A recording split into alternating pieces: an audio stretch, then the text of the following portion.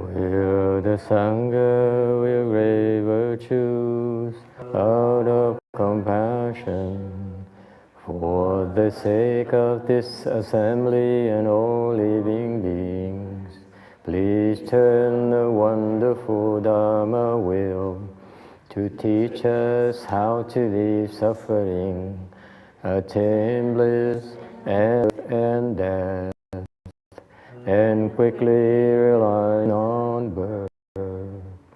Cung thiên đại đức tăng thịnh, vì thứ pháp hội cấp nhất thiết chúng sanh, thiện chiến diệu pháp luân giao đạo ngã môn, như há liêu sanh thoát tư ly khổ đạc lạc, thức chứng vô sanh. Homage to the Blessed Noble and Perfectly Enlightened One. Namo Saranto Suchidoye Lahadi Samyao Samputosye.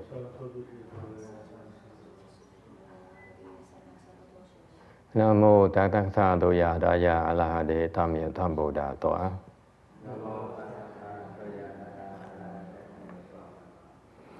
The unsurpassed, profound, subtle, and wonderful Dharma in 100,000 million eons is difficult to encounter. Now that I've come to receive and maintain it within my sight and hearing, I vow to fathom the thus come one's true and actual meaning. Wu shang sheng sheng wei miao fa bai jie wan jie nan zhao yu wo jin jie wen de shi. O Buddhas and Bodhisattvas, venerable left form people, and all good advisors, Amitabha. 诸佛菩萨、师父上人、各位主教人、各位善知识，阿弥陀佛。Chư Phật Bồ Tát, kính thưa Thượng Thiên Hóa, quý vị, quý thầy và quý vị thiện tri thức, A Di Đà Phật. Ruching is coming, right? So you want a microphone or you don't care? People need Chinese translation? Huh? Okay. Okay. And save some money, some food for Sarah. She probably is so hungry now. And this is when we get to sleep and you get to be wide awake. Okay, let's see. We want the Heart Sutra. Yes.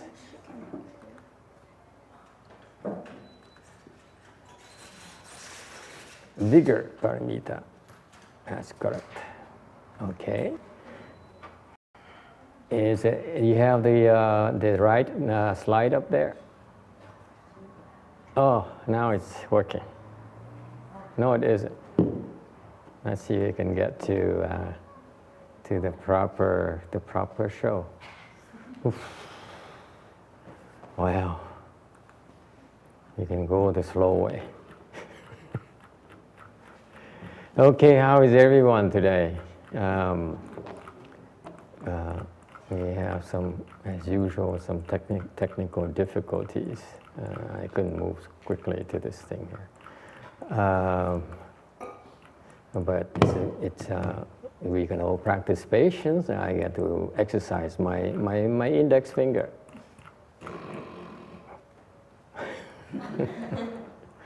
Very appropriate. Okay, we've been explaining to you in great details the Dharma doors for the bodhisattvas. Chúng ta bỏ rất thì giờ cái kinh này giảng về cái pháp Bồ Tát đạo, and we're very fortunate because it's very hard to find good documentations on the six paramitas. Chúng ta may mắn là có được cái đầy đủ tài liệu mà về cái lục độ, because most English materials are not that good. Tại vì những tài liệu tiếng Anh nó dở lắm, nó không được hay. And even I ran across these materials from Nagarjuna who explained the six paramitas. Chúng ta rất là may mắn là gặp được cái tài liệu của ngài Long Thọ Bồ Tát. Nagarjuna is a fourth ground bodhisattva according to the scriptures. Theo những kinh điển nói đó, ngài Hòa thượng Tiên Hóa cũng nói như vậy, là Long Thọ Bồ Tát đó, là tứ địa Bồ Tát. He's enlightened and he's a fourth round. Fourth round is about low middle. He's low, but the fourth round bodhisattva characteristics is that they practice erudition. Cái đặc biệt á, của cái tứ địa Bồ Tát á, là họ tu về cái pháp là đa văn, tô quẩn. 所以Nagarjuna. No. This is lũng树菩萨. 龙树菩萨. 龙树. Lũng蛇的龙，树是大树的树。龙树菩萨。龙树菩萨。四地菩萨。对。然后他们是修这个他的主要修的是这个多闻。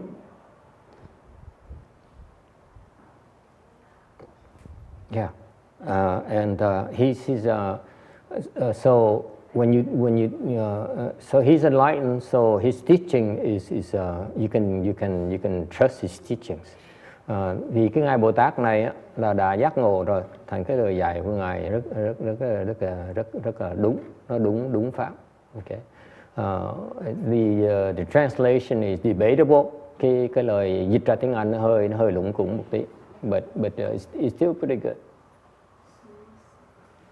The translation from Chinese into English, the version I found is pretty good. 所以师父说他现在用的这个翻译的这一则是还不错的，是讲这个六度波罗蜜。今天是日茶，没有好，OK， 小心啊，你要小心啊，可以吗？可以。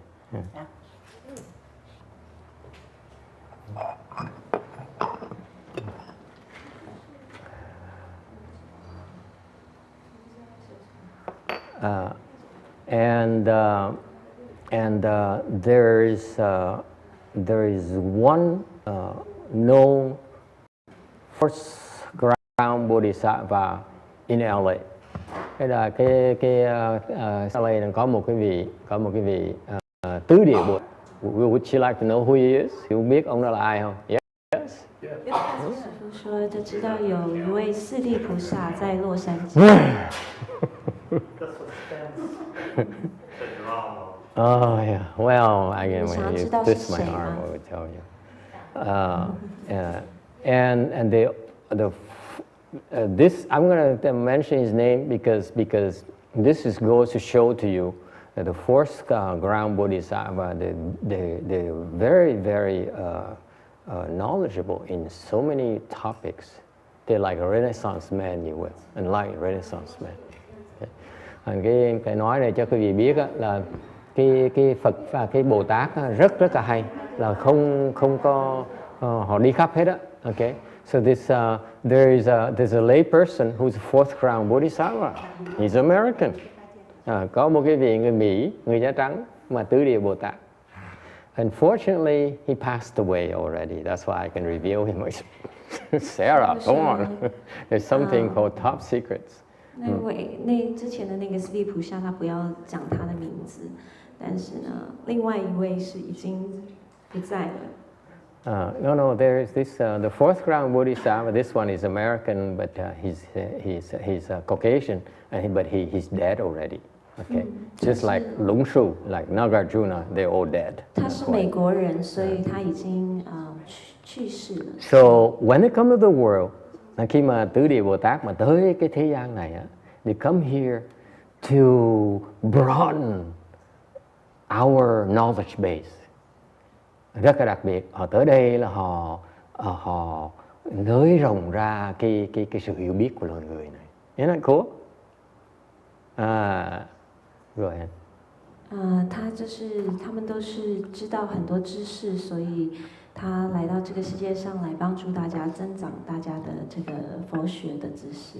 So it's no coincidence that Nagarjuna added a lot of good information about how to practice the 6 paramitas to help us out. Cũng vì như vậy mà Ngài Long Thọ Bồ Tát mới tới cõi này để giúp chúng ta hiểu, giảng nhiều hơn về cái pháp lục độ để chúng ta hiểu cách tu, biết phương pháp tu rõ ràng hơn. Cũng như vậy thôi. So Nagarjuna came to our world. He added a lot of really good information. He brought the Hoa Yin Jing, the Flower Adornment Sutra. He explained a lot of his teaching were very, very good. Đại khái nó Long Thọ Bồ Tát là dạy rất nhiều cái pháp rất là quý báu cho cái kinh tạng của cái cõi Ta Bà này. So we have to be grateful. 所以龙树菩萨来这个世界上是来带来很多这个佛的知识，像华严经，等等。 So this Caucasian person is American person. His name is Mandy Hall. Have you heard of him? Có người nào nghe cái ông người Mỹ này tên là Mandy Hall. Mandy Hall. He founded the Philosophical Research Society. I think it's around that Griffith Park and that general area. 所以这个四地菩萨现在 Yeah, 洛 Los 杉矶 Feliz. Yes, that's correct. You been there? 叫 Mandy Hall。 Yeah, it's Mandy Hall， 他的 Mandy Hall, Philosophical Research Society on Los Feliz Boulevard. 在那个洛杉矶 You go from 靠近 here Griffith Park to Freeway 5 going 有一 north, 个 exit 叫做 Los Feliz and turn Philosophical left, Institution。 and it's on your left somewhere. Yeah. See, this guy's been everywhere. How impressive. I get out of the coffee house in Little Saigon. Good for you. Good for you. Not at all. So that's where you hang out, man. Okay. So he Mandy Hall. I went there like 17 years ago, 15 years ago, and he wrote on a lot of topics. Ông này ông giảng, he researched, he provided extensive research on externalist dharmas. Ông này ông nghiên cứu những cái pháp ngoại đạo rất là nhiều. He even lectured on the Buddhism. Ông Mandy Hall còn giảng về cái Phật pháp nữa. And he says he wrote a book on enlightenment, self-enlightenment. He says, "Do not practice Buddhism without reading my book." Ông giỏi Ấn Độ, ông nói là cái gì mà muốn tu Phật pháp á, là phải đọc cuốn sách của tôi. Cuốn sách là cái sách về gọi là từ giác ngộ, tự giác, something like that. I forgot the exact title. It's about enlightenment, and Hẩn Tràng introduced him to me. Nhờ thầy Hằng Trường giới thiệu ông thầy mới biết. And so we were listening to his lecture a lot. Thành chúng tôi bỏ rất nhiều tiền mua mấy cái tape của ông để về nghe. Okay, and so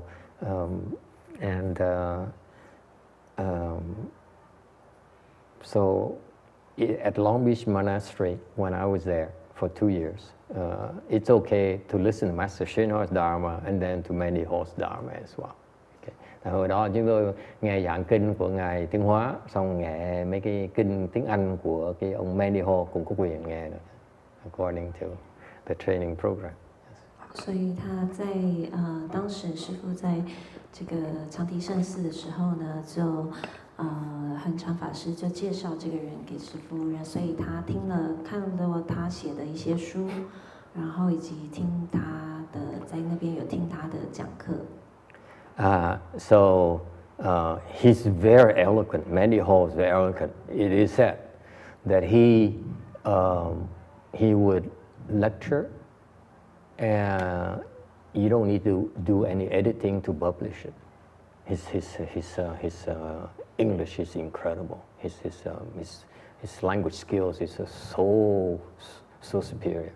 Hồi đó ông này cũng nổi tiếng là tại vì ông giảng là cái vì biên xuống thành sách là không cần sửa một chữ nữa luôn. Ông giỏi anh đội như vậy. You don't have to correct a single thing. So his tape is the same as his books. Thành mấy cái buổi giảng ông mà băng mà giảng ông là giống như cuốn sách mà in ra như vậy, không khác gì hết. 所以他的英文非常的好，所以讲得非常的好，不用修改任何东西，他写的东西。So if you are interested in the kind of topics he researched, I would recommend you read his books. Rằng cái vì có những cái đề tài cái mình muốn thắc mắc, muốn tìm hiểu mà những cái đề tài mà ông nghiên cứu đó, tới đọc nè, it's very very good. I must admit. Yes, sir. I've been listening to most of his lectures online. There's scores of them posted Online, no? Oh, I usually have to go buy them, so support the society a little bit. Yeah. It's pretty good. 师父说，我建议你们读他的书，如果你们有兴趣的话。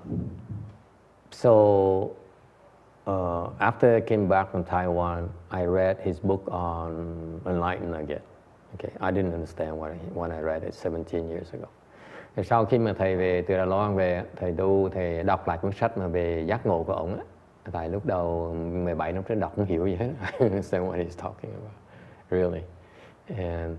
And then I have a chance to compare it with Master Chuen Hoa. Thầy mới có cơ hội mới so sánh với cái sách, cái lời dạy Ngài Tiên Hóa. You know, these guys are into theory, and theory is pretty good, but they don't quite know how to give us tips on how to do it, to get there quicker. Cái sự khác biệt của một cái tứ địa Bồ Tát với một cái ông đài Bồ Tát như Ngài Tiên Hóa là tứ địa Bồ Tát chỉ biết cái lý thuyết thôi, mà không biết cái phương pháp. Ngài Tiên Hóa Ngài tới đây Ngài dạy chúng ta cái phương pháp để mà tu, để mà đắc cái đạo. Còn người kia nói là người kia là trọng về cái lý hơn là cái sự, họ chỉ nói về cái lý thuyết thôi. 所以师父说，他17年前，刚从台湾回来的时候，有读过他关于写这个觉悟的这个书。那他们然后有机会跟这个宣化上人所写的书做比较，那就是说他的东西比较理论性的，没有办法告诉我们，比较没有办法告诉我们该如何做到。Yeah, there are two sides to Buddhism. 理跟事 okay? These people here, there are two aspects. So these even though they're enlightened, they understand more about the theory side. They don't quite understand how to do it yet. Teach others how to do it yet, like the great bodhisattvas. Okay. 所以通常这个教义有两种，一种是着重于理，一种是着重于事。那像他们就是比较着重于理的方面，他还没有办法告诉你，像这个大菩萨们，像宣化上人可以解释说你要怎么修行。Okay. Any questions? Ai thắc mắc gì về chuyện này không? I highly recommend Mandy Hall. I mean, it's pretty good. If you're bored and you want to read about how the externalists, who they are, and that kind of thing, read up on him. His research is pretty good. Yeah. Okay. Nên cái gì mà có ai mà thắc mắc về những cái pháp ngoại đạo này nọ, ông này ông giỏi lắm, ông nghiên cứu giỏi vậy sao? Okay.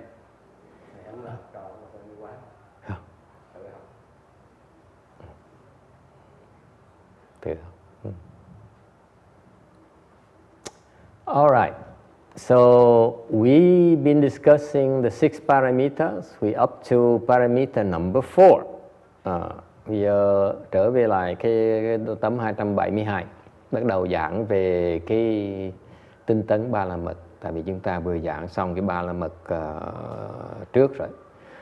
cái ba la mật trước là bố thí, trì giới với lại nhẫn ba la mật. Okay, so to remind you as a reminder, the prior 3 paramitas are: number 1, you practice the giving paramita, and then you practice the morality paramita, and then you practice the patience paramita. If you do it, and you are, it's very highly advisable you practice that in that order. Thì quý vị phải nhớ đó, những cái pháp mà ba la mật này là quý vị phải theo cái thứ tự gì mà tu. Đừng có nhảy cái âm, chẳng hạn như bên Nguyên Thủy, người ta nhảy cái âm, người ta nhảy vào cái định, họ tu thiền ngay lập tức. For example, here's a difference. For example, the Hinayana, when you go into the temple, they teach you about meditation right away.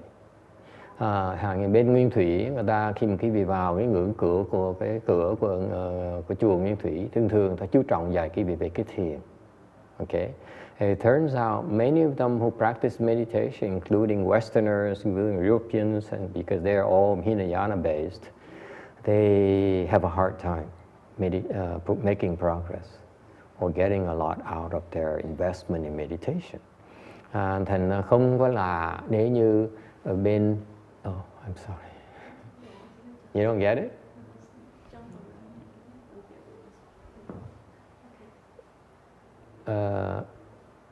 You need to follow the order of these paramitas. So I'm giving you a comparison, like in Hinayana, people who go to Hinayana temples, they usually learn meditation. Okay? Or they learn maybe offering food and money. Okay? And then they meditate. Bởi vì tới chùa Nguyên Thủy cái vị đó, như mấy thầy đàng hoàng dạy cái vị bố thí, dạy cái vị đem tới cúng đồ ăn, nấu đồ ăn cho mấy thầy, chuyện rất là tốt. Okay? Cúng dường với mấy thầy rất là tốt. Yes. 所以师父说，我们现在讲这个六度波罗蜜。那前面刚刚讲的就是上面3个，我们已经讲过了。这个布施，morality 是戒，持戒，然后还有忍辱。那师父说，这个重要的在于这个六度波罗蜜它的顺序。所以像你去这个小乘佛教，他们修的这个法门是他们修。They emphasize meditation, and a good teacher will start them first with teaching them about helping out in the temple, cooking, and making offerings, and so on. And then it's jumped right into meditation. But most Hinayana teachers will teach you meditation. Ask those Sri Lankan monks who came here, and that's what they do. They talk and they teach you to meditate. That's about it, because they don't understand. People who are in Hinayana who are good teachers would teach you first about giving, but then they miss the things in between. 所以通常他们都会先教你布施，所以就是比如说你去道场会做一些帮他煮饭啊，或者是打扫的工作，然后直接就是教你如何打坐。So let me repeat. If you want to learn Buddhism, you first start with practicing giving. Okay? Thành thầy nhắc lại cái vị muốn tu Phật pháp, muốn tu hành đó, việc đầu tiên là phải có cái tinh thần là tinh thần bố thí. It's a first requirement. Okay? Thành ra người cái Tây phương mình dạy hơi khó như vậy. Mình vào nói ông nên bố thí, ông nên làm giúp chùa, thì người ta nghĩ là mình đừng moi tiền người ta.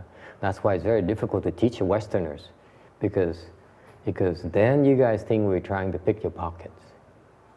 Okay? People get offended by that. Okay?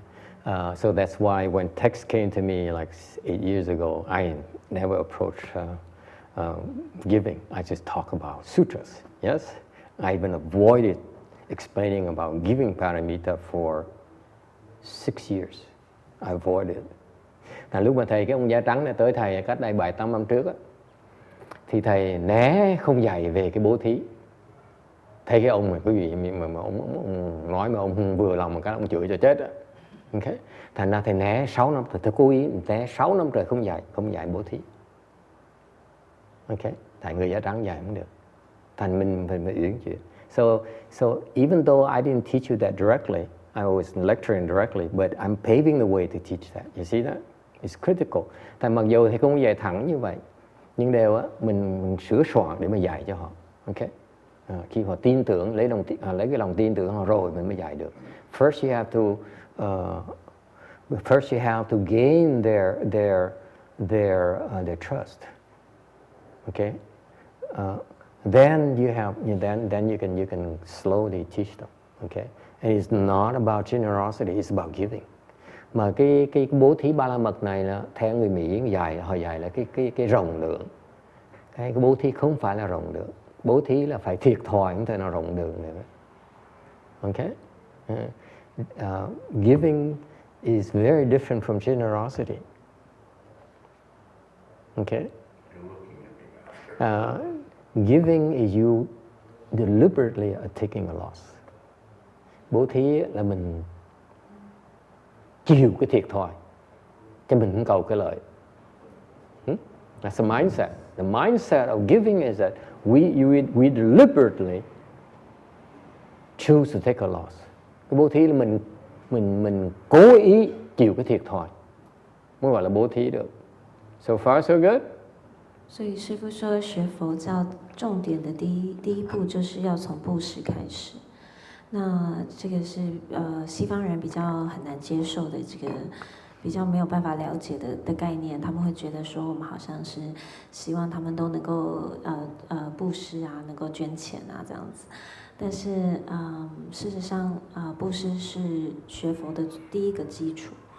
那布施跟所谓的大方是不一样的，就是布施的时候，你是一定要有所失去，跟你有大方的表现的给人家是不一样的。你一定要智慧，想要布施，你的心里是一定要智慧。Okay, that's the only mindset for giving. You take a loss. You don't give and expect to profit from it. 不是说你要布施而希望能够得到更多，是你要抱持着你会吃亏的心态。Then your blessings aren't that great. If you practice, you know you benefit from that, and you give, and you know you get a lot back. If you have that kind of mindset, your blessing is not that great.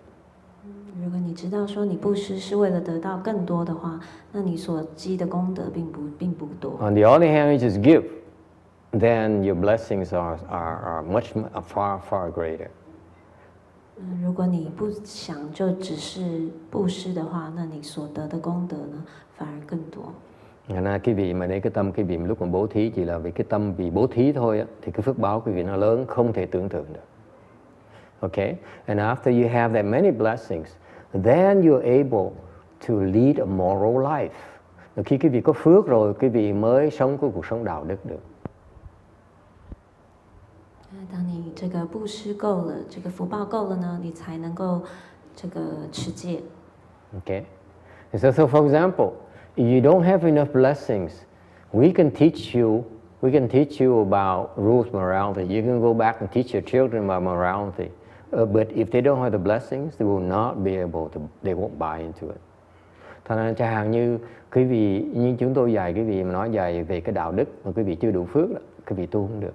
Cũng giống như quý vị nghĩ là cái phước này, pháp này hay quá hả con về nó để tôi dạy cho con tôi sống cuộc sống đạo đức. Dạy nó không nhận nó nghe, nó không nghe đâu. It's fascinating. Đừng có tưởng dễ giúp đâu. 所以当你福报不够的时候，你是没有办法接受这个持戒的这个道理。If you don't have the blessings, you will not believe it. Quý vị không tin mà không chịu chấp nhận. Okay? 而且你的信念也不足。Is that clear? Okay? And once you become a moral person, then you will be taught about patience. Rồi khi quý vị mà biết cái phải trái rồi, biết cái đạo đức rồi mới tu cái nhẫn.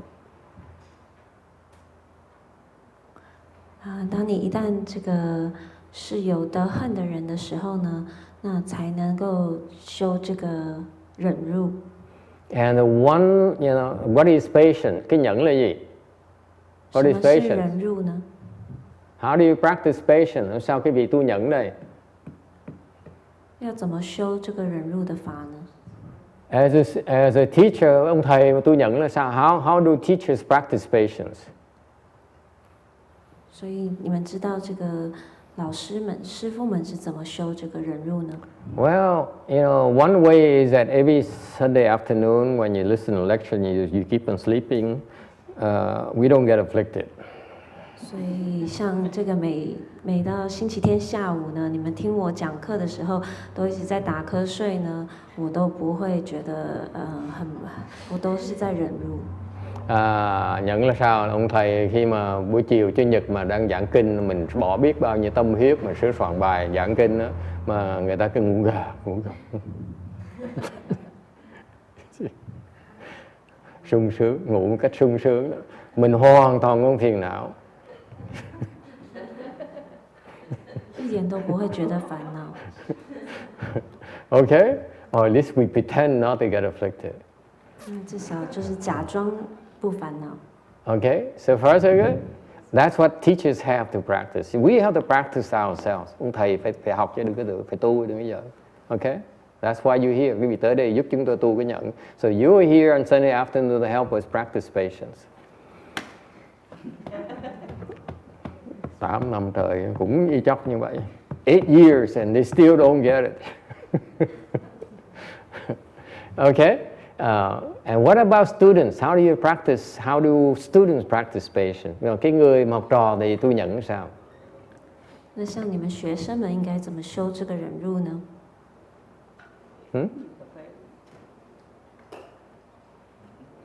One of the biggest tests as students is that you learn to endure insults. 所以，一个很大的就是你要学着怎么样能够忍受这个侮辱。Là mình phải nhẫn nhục khi người ta mắng nhiếc mình, đánh đập mình, or they do it. You need to endure. Okay? That's that most people fail. Cái nhẫn nhục đó là khi mà người ta so in other words, let me tell you what the patience parameter is about. Thành nói cái vị biết cái nhẫn ba la mật là sao? It's about being tested. Cái vị tu cái nhẫn ba la mật là cái vị phải bị thử thách. When you go to patience parameter, it's no longer theory. Cái nhẫn ba la mật tu là không phải là lý thuyết nữa mà phải nhẫn nhục, phải làm. Now you have to act. Now you have to do. 所以这个忍辱法呢，就是当你开始修忍辱的时候，你就要能够接受考验。那每次呢，考验来的时候呢，你就要决定你要怎么做。Any questions? Ai thắc mắc gì không?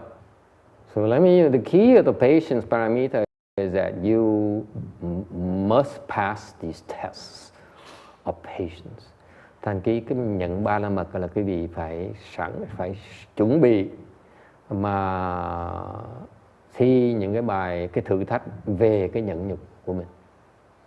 最终你能够通过这些忍辱的考验。 Any questions? Ai thắc mắc gì không?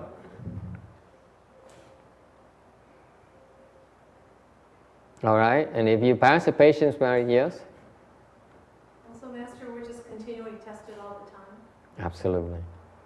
Constantly. Cái nhẫn này là cái thử thách hoài. It's non-stop. 所以他问说，这考验就是不停的一直来吗？没有结束吗？师父说，对，没错。 Any other questions? Ai thắc mắc gì khác không?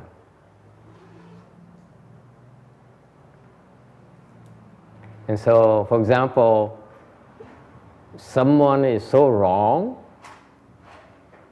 you still don't get upset. Hằng như rõ ràng ông thầy ông sai, mình vẫn không nổi giận như thế. Clearly the master is so wrong, you still don't get afflicted.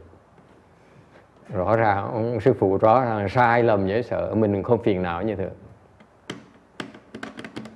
所以举一个例子来说，就是如果一个人他是就是做非常大的错，你还是不能够，你还是要忍辱，你还是不能够觉得不高兴或者是起烦恼。起烦恼。 Okay? Any questions? And then you practice vigor paramita. Rồi quý vị mới tu được cái tinh tấn ba la mật. This is very important. Cái tinh tấn ba la mật rất là quan trọng. Okay? This vigor paramita is critical. And you see, I'm giving you a lot of details on why is that when we practice chan meditation, when we practice Mahayana meditation, you progress a lot quicker because you know what it takes for you to practice chan. Thành cái này sẽ nói quý vị những cái này cho quý vị biết cái chi tiết để quý vị hiểu rằng tại sao quý vị tu thiền tông đại thừa đó quý vị tiến bộ lẹ hơn nhiều. Tại vì chúng tôi biết muốn tiến bộ phải cần những cái yếu tố nào mới tới được. Còn bên nguyên thủy người ta chỉ dạy cái vị một phần thôi, người ta không hiểu được những cái chi tiết kia. Thành lúc người ta dạy cái vị nó thiếu, cái vị tiến bộ nó lủng củng lắm. In contrast, the Hinayana, they teach you meditation, they teach you giving, they teach you how to meditate, and they miss so many things in between. That's why they don't progress as quickly, and they don't have the proper foundation. 所以师父说，这个像我们现在就讲这个六度波罗蜜的 detail 的细节。那像这个小乘佛法呢，因为他们就是先教你打坐，但是在打坐跟这个修六度波罗蜜之间呢，有很多这个要点，他们就并没有指出来。Okay, so after the vigor paramita, then you can meditate successfully. Rồi khi quý vị có cái căn bản, cái căn bản của cái tinh tấn ba la mật rồi, quý vị mới thiền mới thành công được. 所以在忍辱之后呢，就是这个精进波罗蜜。那在精进波罗蜜修成了之后呢，你才可以打坐。Any questions? Ai thắc mắc gì không? Yes. So Master, when you realize somebody is wrong, in my opinion, Yes. and then so you just drop that thought and move on. Is that How do you move on? just take my attention off from that idea and focus on something else? Okay, so how do you practice patient paramita? Sarah says, let's say your husband is so wrong. Okay, shall we be specific? Let's say the husband is so 问 wrong. 说要怎么修这个？ Clearly, the husband is so wrong. No. 假设就是说，师父说，假设说她的丈夫是错的，做错事。 Tại bây giờ đừng nói lý thuyết mà nói chuyện thực tế. Bây giờ câu nó hỏi, bây giờ mà hỏi là chẳng hạn như người trong nhà mình như chồng mình đó, hay là vợ chồng mình đó, rõ ràng sai lầm vậy sợ. And Sarah says, in order to practice patience, right? Are you asking patience or vigor? Patience, okay. Về cái nhận, when you learn to be patient and you know your husband's so wrong, so Sarah says, I practice patience by ignoring that he's wrong, and I move on. Okay, move on meaning you move away, you walk away. Used to be, but now I just try to drop that thought Uh-huh. and then pay attention to something else. Now Sarah used to argue with her husband. This is an example. It's probably not true. Yes, Master. Thì thầy nói ví dụ là trường hợp như mà ông chồng mình sai, là cô lúc trước cái cô này là cô cãi lộn với ông á, cãi lý với ông á. Okay? Anyone had that experience before? Your spouse is wrong, you argue with them. 所以举例来说 ，Sarah 说她跟她的，假设她跟她先生吵架， Okay? 然后呢， Mình 她 cãi 先 lộn. 生是错的。 Now Sarah graduated and she says, I don't argue anymore. I know it's wrong. So I say, you're wrong. I'm ignoring you. I'm going to think about something else and ignore you completely. Yes? Cô nói bây giờ cô tiến bộ hơn một tí. Thay vì cãi lộn, cô nói là tôi biết ông sai rồi. Thành ra tôi không thèm để ý tới ông. Tôi nghĩ chuyện khác. Tôi lo chuyện khác. Okay, is that patience? Cái đó gọi là nhẫn là không?所以他说他以前呢，就是会用吵架的方式，如果他觉得他先生错，用吵架的方式来解决问题。现在他就会说，他会放下那个他是错的那个念头，然后就想别转移他的注意力，是这样是对的吗？ Does it count as patience? Practicing patience? 对啊，是在修忍辱吗？ Yes? Yes or no? Có là không? Anyone says yes? 说是的，有没有？ Anyone says yes? You say yes? The same? Yeah, you do the same thing, right? You do the same thing. Yeah. She does the same exact thing as 说他也是 well. 一样。 Oh, very good, impressive. Okay. Anyone says it's yes, Vicky? Oh, I say something different. You say something different? What do you say? I say, okay, honey, yes, you're right. 他说 Ooh, we hate it. Oh, we hate it. With your face when you talk to me like that, I will be so afflicted. 所以 Vicky 说，他说我会不一样，我会说是的，你是对的。 Mà nói tôi thấy mà ông sai là bà nói đúng anh đúng rồi. Và cái mặt như vậy là mình càng sùng lên 你 thêm. 如果这样子跟我讲，我会非常非常的生气。 Remember, Vicky, it's you who are practicing patience, not your husband. Cái này là cô đi là trật đường rồi, tại vì cô cái trường hợp như vậy là cô phải tu nhẫn chứ phải ông chồng tu nhẫn. 所以师父说，Vicky， 你要记得是你在修忍辱，不是你的先生哦。 Okay. So who says that if you ignore that person and you move on, you think of something else, it's not patient. Nhưng mà cái ai nói không phải nhá. Okay, it's not patient. 有人觉得这样做是不对的，举手，不是在修忍辱。 So how do you practice patience then? Sao tu nhẫn bây giờ? Huh? He's wrong. Clearly he's wrong. Rõ ràng he's wrong. She's wrong. Rõ ràng vợ quý vị sai, chồng quý vị sai. Your boyfriend is wrong. Bồ quý vị sai. How do you practice patience? Mình tu nhẫn sao? And you can't stand it. Mà mình rõ ràng thấy mình rõ ràng ta quá sai đi. Yes? Ignore and walk away. Ignore and walk away.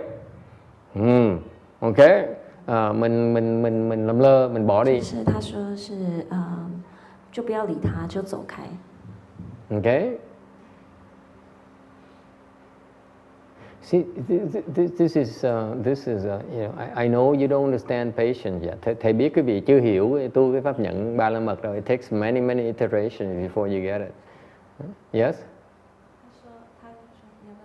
他说让他把那个火发出来， Yeah. Ignore him 让他 and walk away. 把他气都发完。 And then does your husband chase after you and say, "How dare you walk away from me?" Never. 你觉得你很生气，说你怎么可以这样子？ Chưa, ông chồng chưa bao giờ nói là chạy rượt chặn trước mặt lại nói tại sao mà bà dám bỏ tôi, vào xong quay lưng quay lưng lại mà bỏ đi. Cái đó nó khùng luôn á. They go crazy. I know men go crazy when you do that. Yes? If you hang on. Let me ask the man first. I'm curious about this. If your wife says, "You're so wrong," okay? I want you to know you're so wrong, okay? And then you walk away. How would you feel if your wife does it or your girlfriend does it to you? Never mind, John.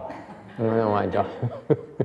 It's not theory. 师父说要问在场的男居士们说，如果你的老婆对你说，你是错的，我知道你是错的，然后不理你就走了。 Tại hỏi cái vị lỡ mà để mà chồng cái vị đó, là vợ cái vị mà nói, vợ cái vị mà nói là ông là sai quá, ông là quá lầm rồi, ông quá ngu đi. Bây giờ tôi xong rồi quay lưng bỏ đi.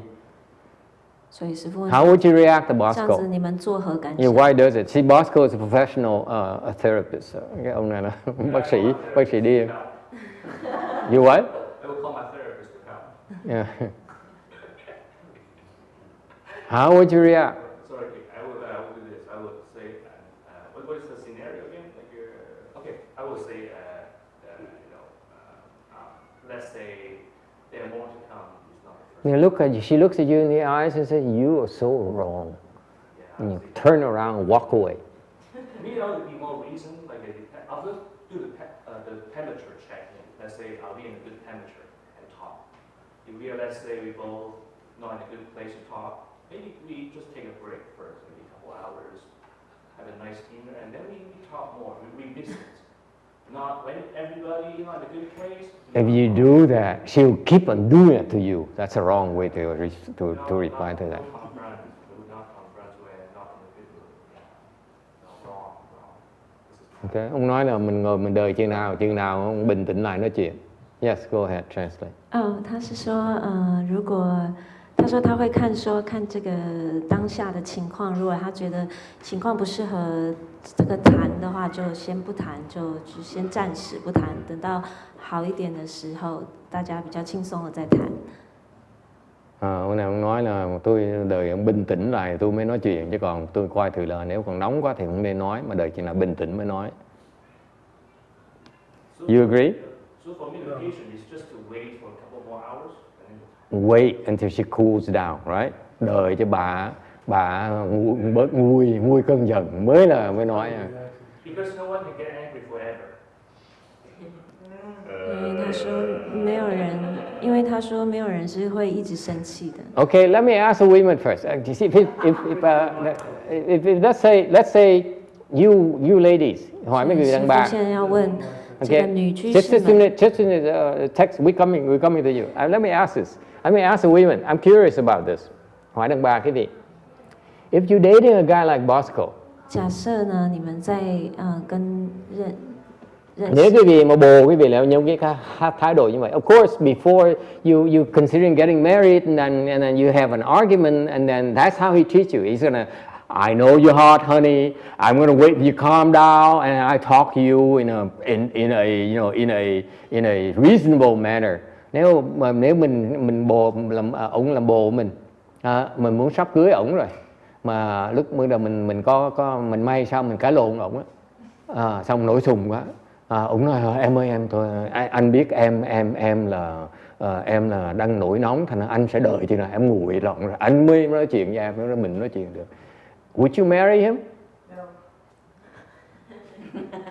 假 Quý 设 vị cưới ổng 你 không? 们的男朋友， Who would marry him? Raise your hand, please. 假设你们的男朋友呢 I'm a 是这 girl. 样子 See, this lady would marry him. there's only one. What about the rest of you? You would not marry him? I would never marry this guy.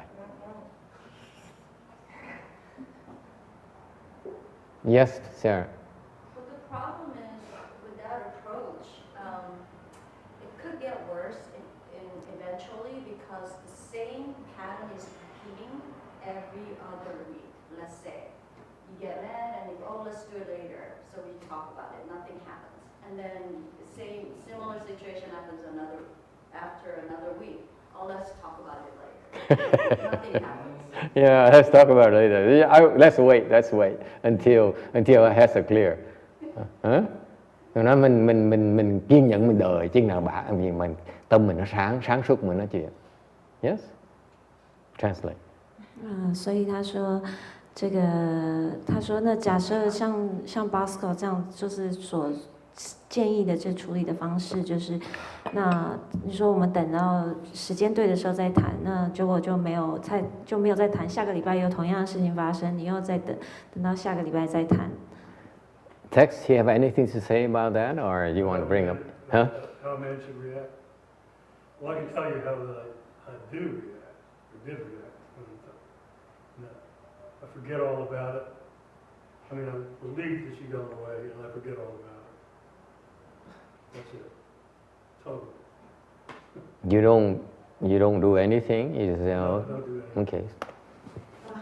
所以 text 是说， Stop. Even not even this? No, no. just Hasha. release. You don't like? No, no, no. No? No Fuji face. I just feel relief and then I forget. And his text speaks the words of wisdom. He says, I can drop it. 他说我就忘记， Impressive, 我 yes. 就忘记， You know what? You think he's 忘记 lying? 没有这回事。 He's like that now. You know, like several years ago, he'll beat the crap out of her. Yes? No, I was pretty much like that before. Like what?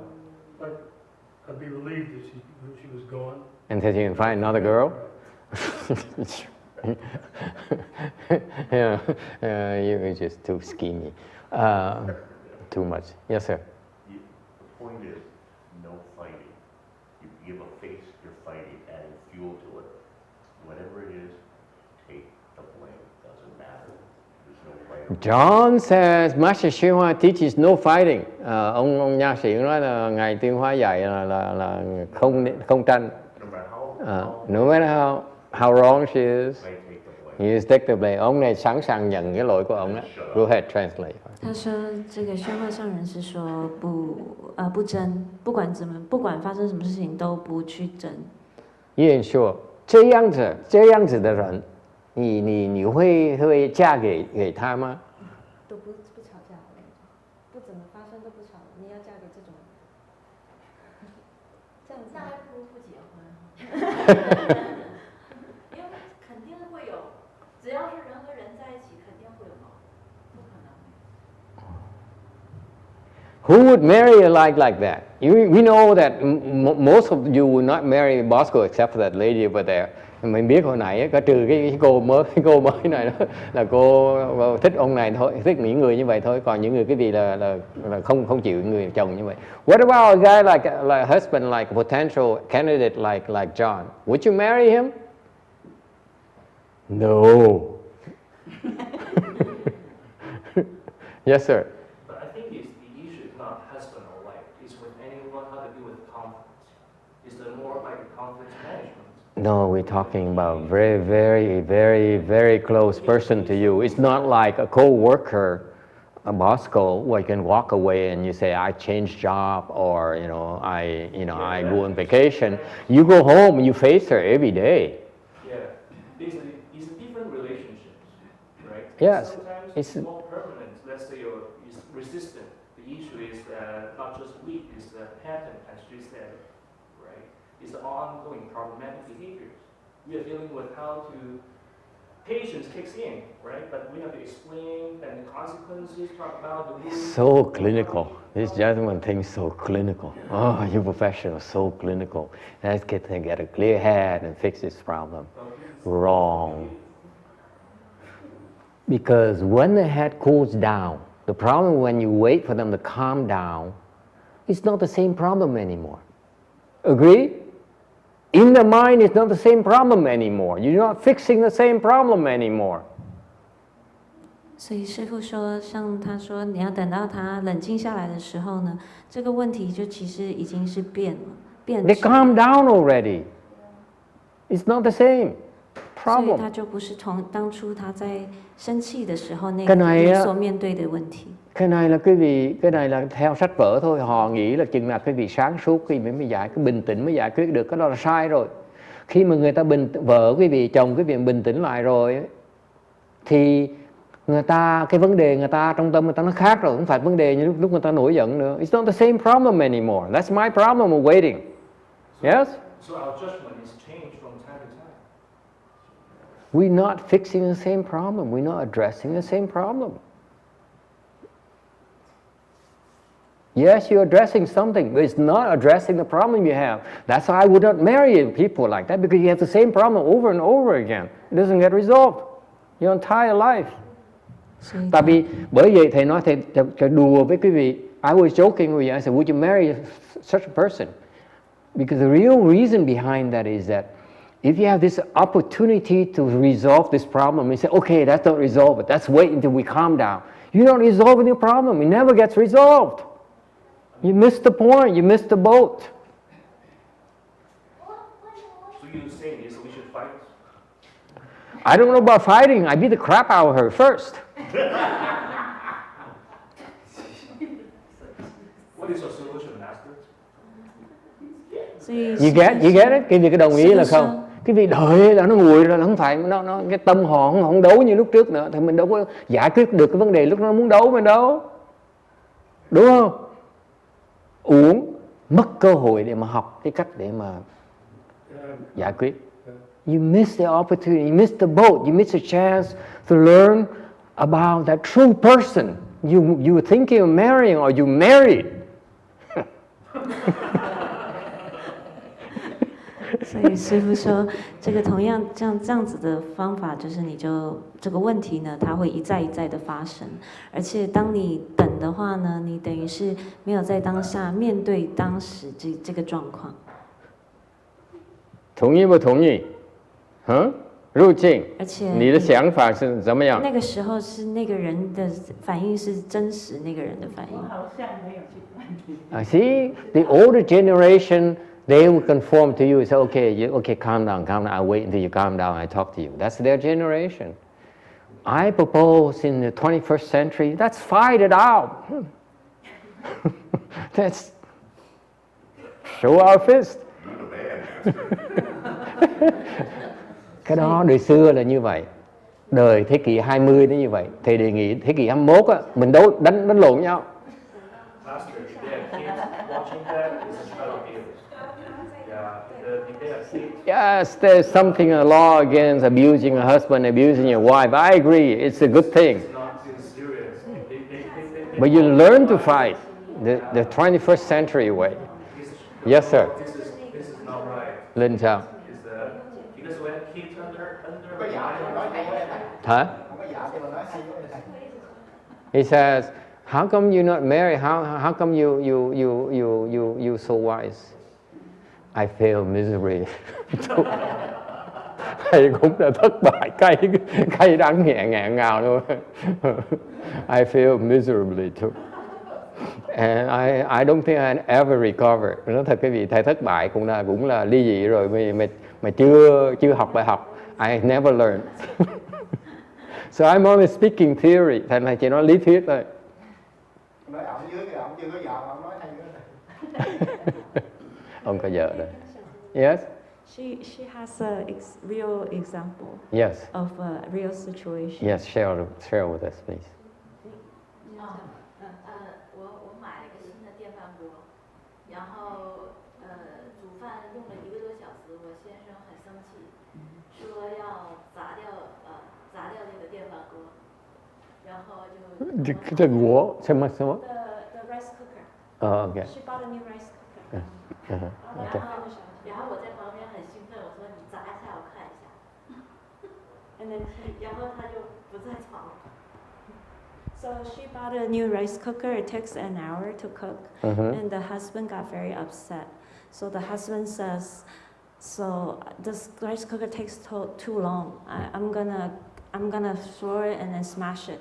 So she says, "Okay, really? You're gonna do it now? Let me see you do it." And then the husband just calmed down and walked away. It's his money, right? Cô kể nó có chuyện thiệt là cô mua cái máy nồi điện nấu cơm mà nấu 1 tiếng đồng hồ cơm nó chưa chín rồi. Cái ông chồng nổi giận quá, ông nói cơm gì nấu gì lâu, cái máy kỳ cục chứ, thôi đập cái máy này cho rồi đồ máy cù lần. Thì cô này cô nhìn mặn, ông đập cho tôi ai? Ông không dám đập. Tại sao vậy? Ta tiền của ông á. Very good.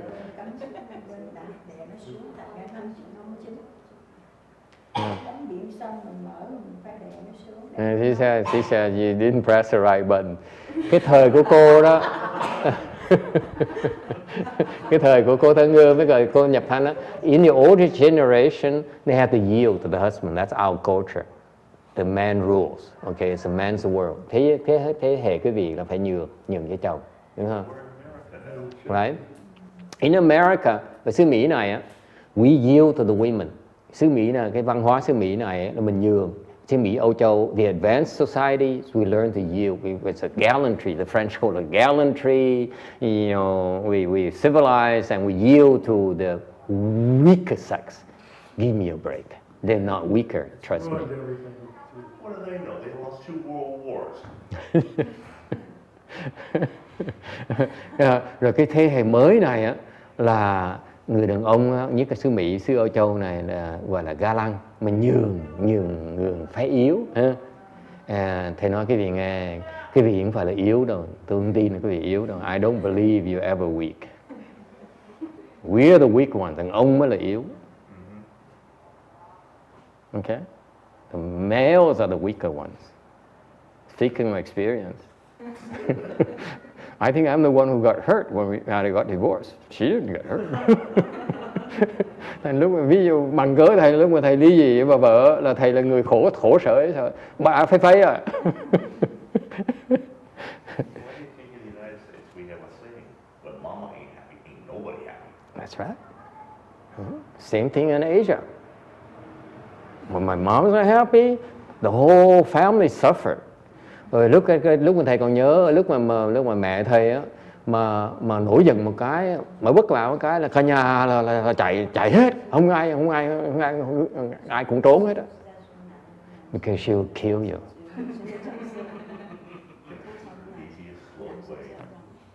She'll kill you. My mother is like that. Mẹ thầy biết là thầy không tin cái việc là yếu. I learned from my own mother. I don't believe she's ever weak. Okay? Maybe when she's younger. Not anymore, after she suffered so much. Một khi người phụ nữ mà cực khổ đến cực điểm rồi, không thể nào yếu được nữa. And you survive. When you suffer so much and you survive, you no longer weak, let me tell you.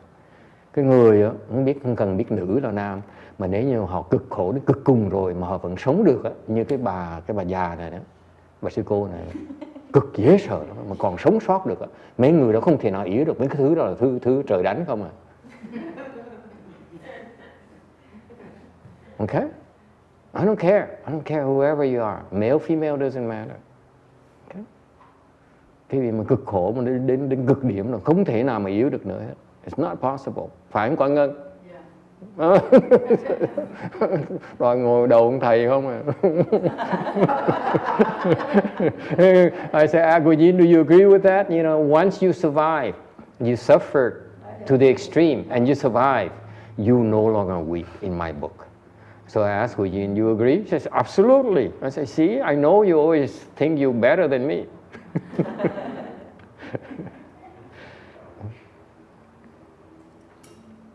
Translate. 所以师父是说，当你这个，他是说很多时候，当这个他讲这个故事说，当你经过这个很多的苦，你必须要受很多折磨以后，你能够你能够忍过这些事情的时候，你是很强的，你其实不会是弱的。Okay, so I feel that we should resolve the problem when they're hot-headed. Thành cái việc phải học đối với thầy á, cách tốt hơn là mình tìm cách mà học cái cách để mình đối phó cái người khi ta đang nóng, ta đang giận dễ sợ. Hai bên mà học hỏi được. That's when both sides learn. That's my preference. Yes, sir. Well, in my experience, people that say, well, let's don't talk about that now, they don't want to face the problem. That's a way of getting out of facing it. Yeah, but then it doesn't get resolved. That's right, it doesn't get resolved. And it, you know, and the relationship is not healthy, you ask me. Right. Okay? It is an imperfection in the steel. The steel will break someday.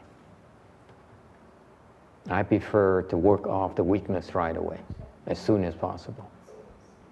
That's what I define as honestly building a relationship. Đối với thầy đó, just my personal opinion, and again, you should not believe me, you should believe the therapist because I'm a failure. thầy nói đối với cá nhân thầy đã thất bại là cay đắng nghẹn ngào rồi, cái vị không nên lời nói của thầy. Thầy chỉ chủ trương thầy là thầy trường hợp gặp nó khó khăn như vậy đó, mình có đương đầu mình đừng có bỏ đi, mình phải giải quyết ngay lúc đó, tìm cách giải quyết. Mặc dù mình biết rằng mình sẽ thất bại rất nhiều lần. And you know when you do that you're gonna fail miserably too. But you keep trying. Okay? Mình vẫn tiếp tục mình cố gắng.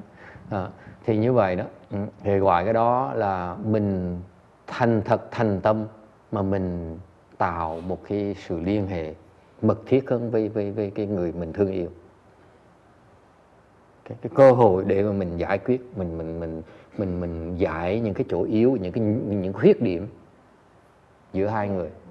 It's a chance to fix the weakness between the two in the bond. 所以师父说，他觉得这个重点是应该要解决这个问题，而不是说这个在当下要解决问题，这样他这个怎么说？这个关系才是好的关系。And if you fail, so be it. If you succeed, your bond is stronger, your relationship improves, goes to the next level. Mà thầy đề nghị rằng nếu như quý vị làm như vậy mà quý vị thất bại là quý vị ráng mà chịu, chấp nhận đi. Còn nếu quý vị thành công thì cái sự liên hệ quý vị nó mạnh hơn, nó mật thiết hơn nhiều. Don't be scared, don't be afraid. 如果失败的话，也就是这样。但是如果你成功的话，这个你的关系会变得更好。Agree, disagree, đồng ý không đồng ý?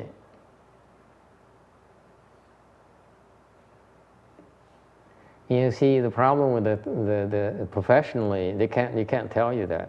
Cái vấn đề là quý vị tới gặp bác sĩ, ta nói cái gì vậy không được. Because if you go back and you fight with her, your wife, and she breaks this vase on your head, they're going to come back and sue you professionally. My main concern is if there are any kids during the conversation. It's not just kids. It's that they get hurt. They get hurt, and you're liable for it. And that's a problem. It's not. It's safety first. Safety is a big. Not only kids, but also your spouse, whatever, the dogs, whatever, So That's why you cannot give that kind of advice. Okay? We have to play safely. Yeah. I mean, isn't it? No, for us it's wisdom. We try to fix the problem. We don't care for safety. So the husband or the wife could be escalated. Didn't you just hear what Yuan Church is giving the example? Go ahead and break the rice cooker. You break it.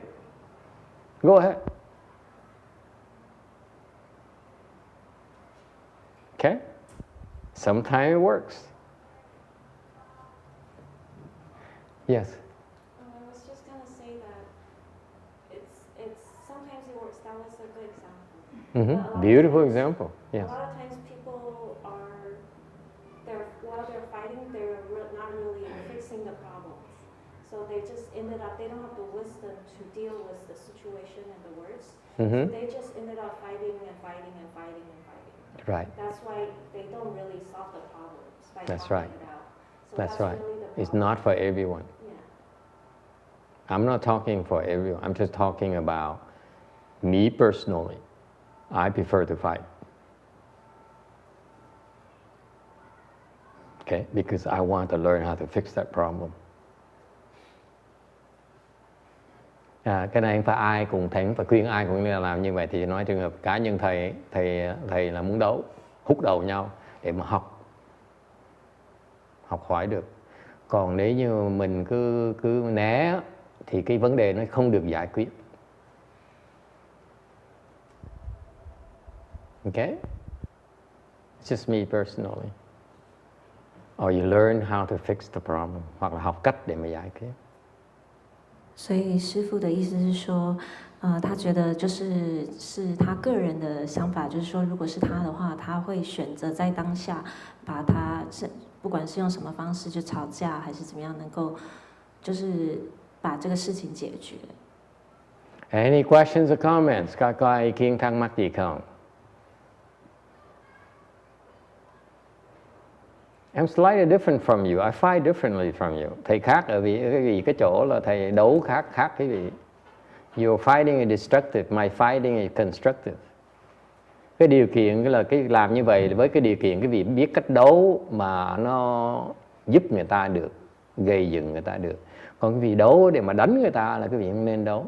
The difference is this. If you fight, I fight to help people. You fight to beat up on people. That's a difference. 师父说，我跟你们的差别是， If you fight in order to learn, in order to help them, it's different than when you fight to win. 所以当我吵架的时候呢，我是有建设性的，就是我是跟他们吵是要帮助他们，你们吵架是要能够赢对方，能够吵赢对方。 Thầy nói sự khác biệt ở chỗ là lúc mà thầy đấu tâm thầy đấu là thầy muốn học hỏi và thầy muốn giúp người ta. Còn cái vị đấu là cái vị muốn thắng, cái vị giận cái vị mới đấu. Mà nếu cái vị mà lúc mà đấu để mà đánh người ta, để mà thắng người ta thì cái vị không nên đấu. If your mind is to fight in order to win, don't fight. That's the difference. Okay? Let them calm down. Okay? Trường hợp mà quý vị nghĩ là mình tranh chấp á, mà để mình thắng á, thì quý vị không nên tranh chấp, đợi người ta nguội lại. Okay? And go the professional, the safe route.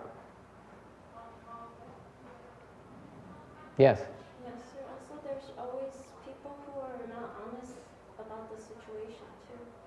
So That's we true. can't really confront them. Right. What if the people are dishonest? Có những người ta không muốn thẳng thắn, ta không muốn gì đó thú nhận cái vấn đề thiệt của họ. And I feel sorry for you. You married the wrong person. It's called it debt. Nếu những người mà không thành thật á, mà không thẳng thắn á, thì cái đó là cái nghiệp của quý vị. Nợ người ta phải tới mà trả. Đừng có than phiền. Okay? It's your debt, pay up. 所以我说，有的时候很多人，你就算你跟他吵，他也并不会很诚实的，就是面对这个问题，跟你一起面对这个问题。所以师父说，那这样的情况就是，这是你的这个债，你要还的债。Questions? Ai thắc mắc gì không? So, going back to the original question, I started all this mess here.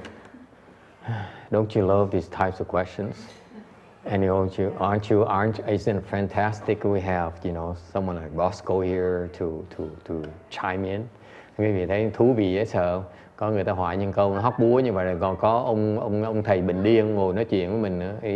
She's so lucky we have, a doctor for crazy people here today for this kind of question. He specializes in extreme, mental illness too. Ông là chuyên môn làm những cái bệnh người điên, chữa những người điên. Sao? Nếu mình có một cái gia đình thì chồng cũng phải có một cái trách nhiệm, vợ cũng phải có một cái trách nhiệm, nó mới tròn cái gia đình. Nếu mà người chồng không có trách nhiệm mà người vợ cắm đầu làm mà chết thì người chồng không có trách nhiệm thì trong gia đình nó cũng không có trách nhiệm. Đương nhiên rồi. She says, what if he's totally unreasonable and is really irresponsible, and he doesn't listen? Yeah, you married the wrong person. Pay up. Mình nợ ổng phải trả. Thầy như vậy thầy kiếm vợ bé cho ổng. Thôi anh lấy con nhỏ khác, con nhỏ này dễ thương, nó đẹp lắm. I would, if I had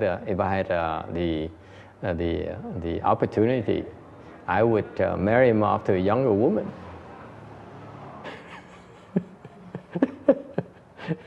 And if he agrees, that means I paid up. No, you're too weak. Yes. So does that mean it's okay to say, I'm through with you, I'm shaking my head, I'm joining master? What makes you think Master wants you? And would like a red Ferrari. If you're a loser, why would Master want you? See, even the women don't want you. Why would Master want you? You're unreasonable. Ông đùa với thầy nói nếu như vậy mình cạo đầu đi tu, thầy nói ủa, ông sao mà tự cao dữ, ông nghĩ là ông cạo đầu thầy nhận ông hả? Giỡn hoài, mấy phụ nữ chưa nhận ông sao mà thầy nhận ông làm cái gì? Người dân tu chúng tôi là điều kiện cao lắm. Our level people have very high standards, I think.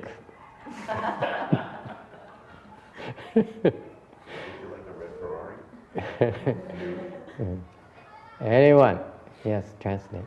所以他是问说，如果假设对方就是完全是不讲理，然后很霸道，然后就是要跟你吵，那怎么办？那师父就說同樣的，你也是這是你的債，你就是嫁錯人了，接錯選錯人。Let me explain to you.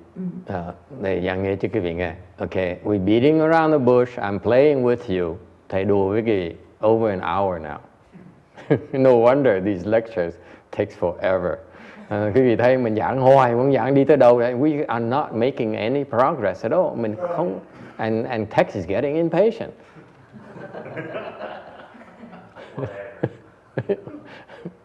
Okay, he says, I drive all the way up here, and then we still stuck on the same slide. We're not even talking about the slide yet.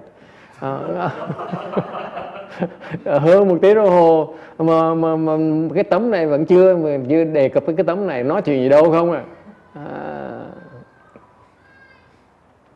Where was I?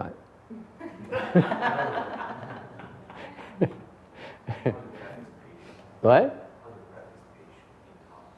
You don't know how to practice patience. Quý vị đâu có hiểu mà bác nhận. Okay, here's the thing. If he's so wrong, quý vị nghĩ lại cho coi. Nếu như ổng sai, if your husband is so wrong, nếu chồng quý vị nó sai cái đồ đó, okay? And you can't stand it. Và mình thấy mình ghét cay ghét đắng, okay?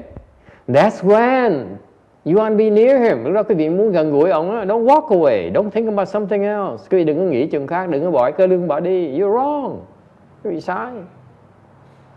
If they're so wrong and they're so angry, that's when you want to be near that person. Don't let him calm down. You don't be stupid.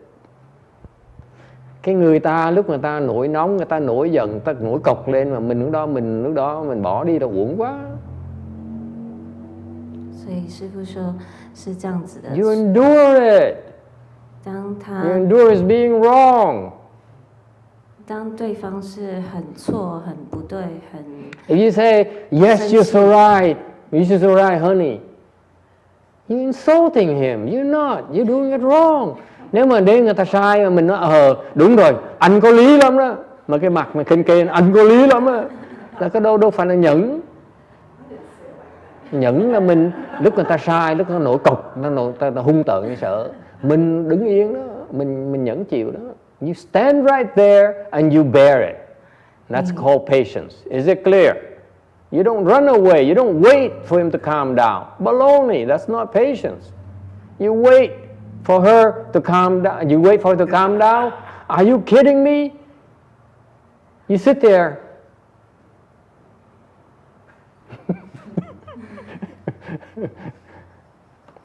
It's not called patience paramita unless you make him a little bit angrier.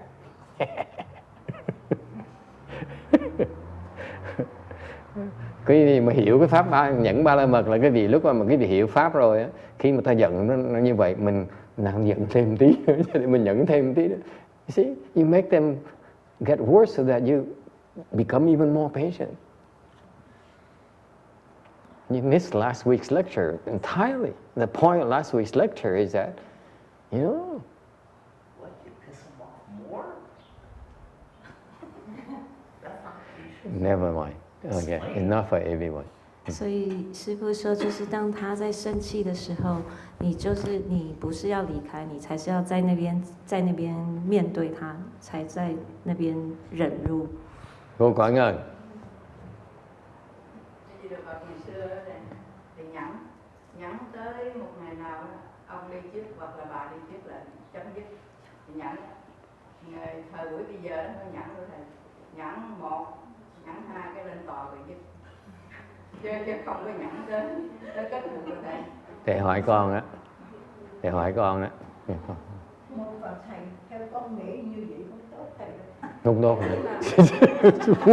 Vua Chin Sang says, Master, don't go there, you are wrong. Cô Thân Hương, cô Thân Hương rất là quan tâm với thầy, nó thầy dạy sai, thầy đừng có đi tới đó, nguy hiểm lắm thầy. Cô nói bữa nào tới nó đốt chùa thầy á.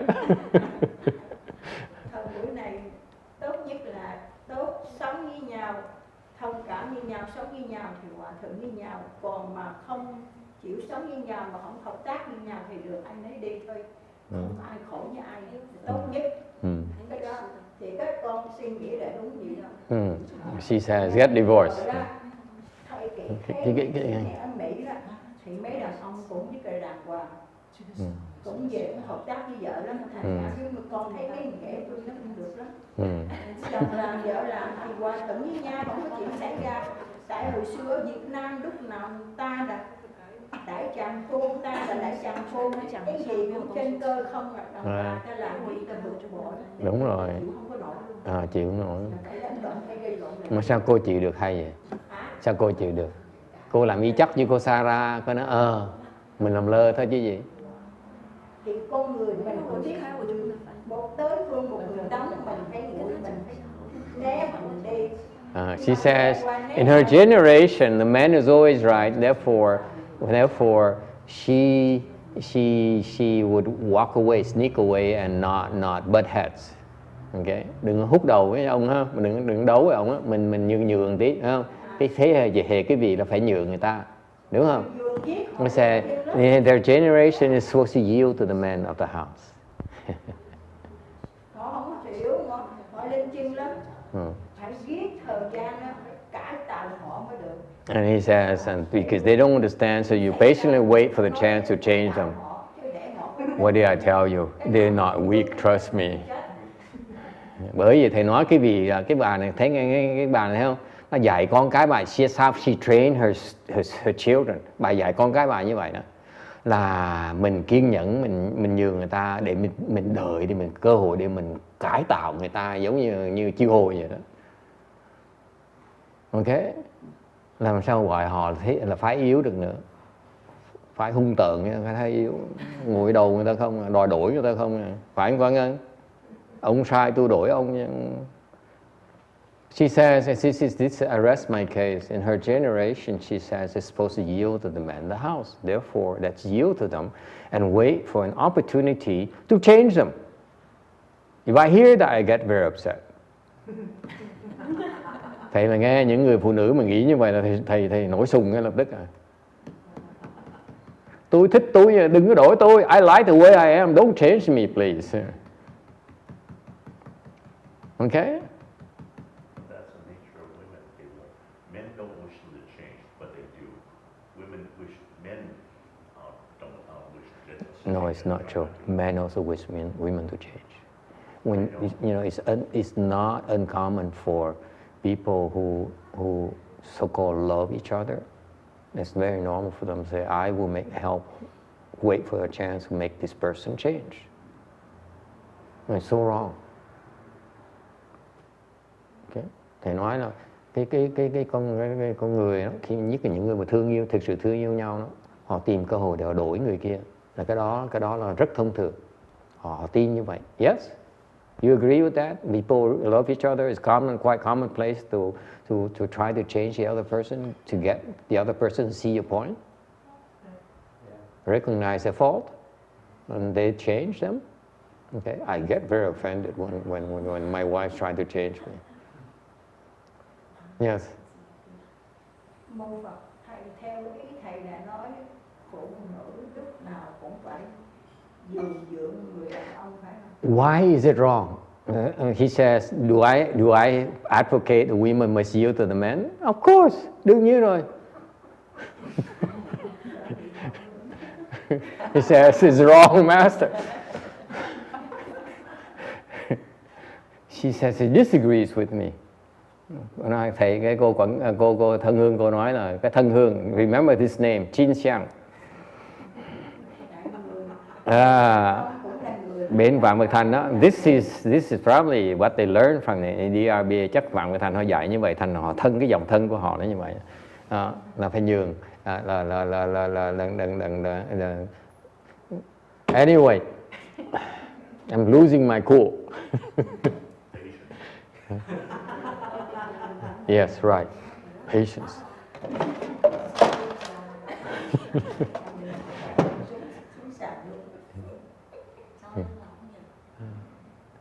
Poor Jin Xiang, she sees how master is so wrong every weekend. Tuần nào mà tới ngủ xong giấc ngủ tiếng xong tiếng gì, ủa sao thầy giảng trật năm nay cũng giảng trật nhiều quá vậy? He says, how come master is so wrong the second hour now? Lần sau chắc phải giờ đầu có thử ông thức dậy có thử ông có giảng đúng không? Now she has to stay awake the first hour. See, I'm wrong the first hour. Thấy chữ xéo hay không? Yeah. You see how good I am at smearing people? Đồng ý không cô Thân Hương? Bây giờ chắc phải thức giờ đầu tiên rồi chứ còn sao mà ngủ được nữa.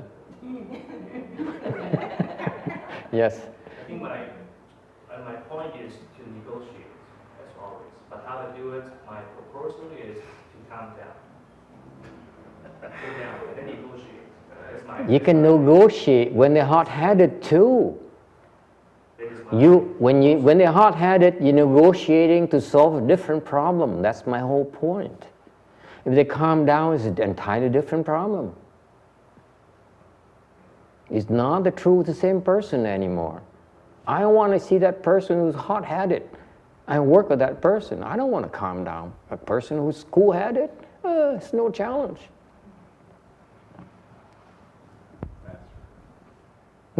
Lúc người ta nổi nóng, mình tìm cách mà giải quyết là mình mới lâu dài được. Còn khi mình đợi người ta nguội xuống là cái vấn đề nó chưa bao giờ không được giải quyết. Sợ gì?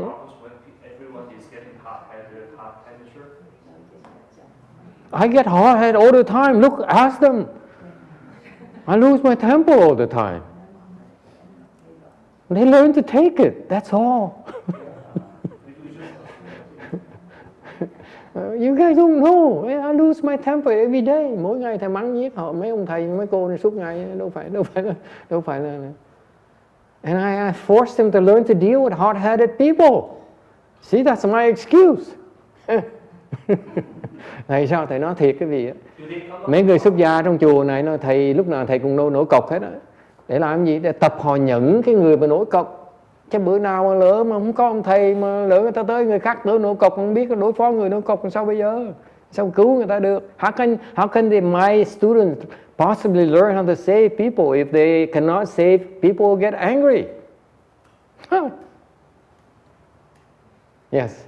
I just have a question. Like, if you talk about patient, does it necessarily have to be in relationship?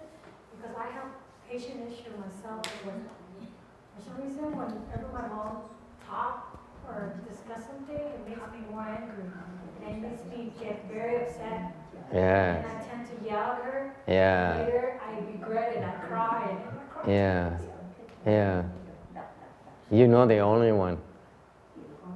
It's not only your mom, also people have the same exact problem with the dads, especially the son with the dads, the daughters with the moms. It's very commonplace. Okay. Cô này cô nói là cô nhiều khi cãi lộn với mẹ, mà cãi lộn xong cô cãi lộn xong á thì mới hối hận. Thầy nói rồi khóc. Thầy nói chuyện cô rất thông thường, không phải riêng của cô đâu mà biết bao nhiêu gia đình người ta như vậy. Con gái cãi lộn với mẹ, con trai cãi lộn với cha. Yes, Tony, you would like to add something? No? Yeah. Let's play it safe, like Bosco says. Lynn, sao? Have any problem? How about you, Alan? Alan's having a good time today. Cái ông Alan, ông cười rung đuôi, ông cười cà cả ngày. Okay, this is so much fun, huh? Welcome to the world of marriage. Yes?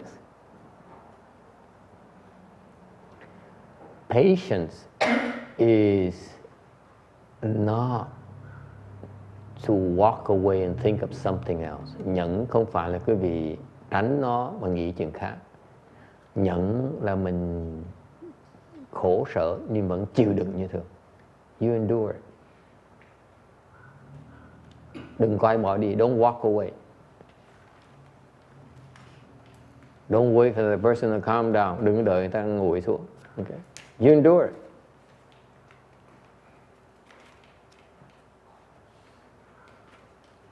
Okay? So if they're wrong, how do you handle it? Nếu người ta rõ ràng ông chồng mình sai, mình làm sao mình giải quyết bây giờ?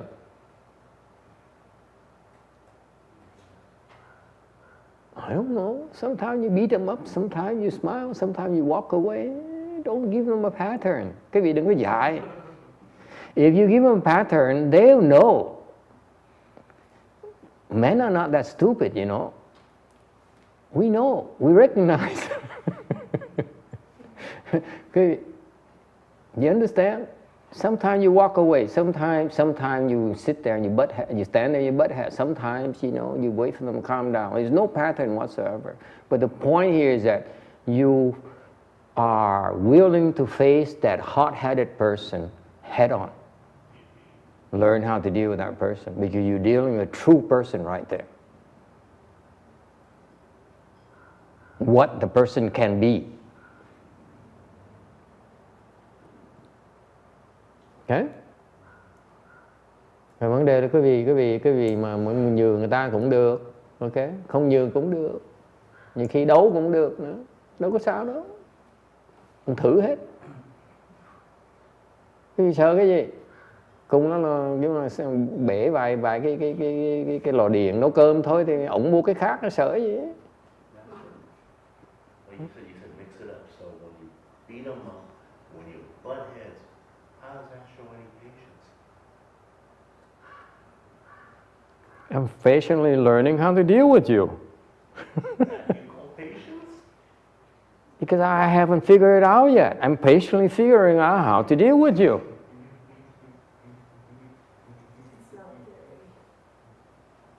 It kills me. I hate it when you're like that. It kills me because I want to kill you so much. But I'm patiently enduring it. I'm saying, see, patience is about yourself. It's not about him. Cái vị vẫn hiểu cái nhẫn ở chỗ là không phải đúng và sai. It's not about right and wrong. Cái nhẫn không phải là đúng hay là sai. First of all, patience is never about right and wrong. Cái nhẫn nó không phải đúng, không phải là sai. Okay? Patience is about you. Cái nhẫn là về quý vị.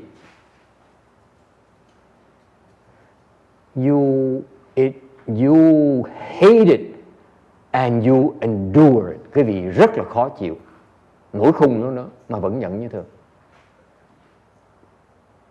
You know you want to kill him. You want to pull out a gun and okay, you want to take out a knife and okay. Mình muốn trừng trị người ta mà mình vẫn nhẫn như thường. Mới gọi là nhẫn. Mình không làm. You really mình rõ ràng mình giận dễ sợ. Mình nổi khùng ở nơi rồi vẫn đứng đó như thường. Không làm gì. You don't do anything.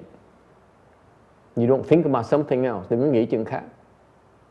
You don't walk away. Đừng có bỏ đi. That's patience. Cái đó gọi là nhẫn. You don't argue. Đừng có cãi lộn.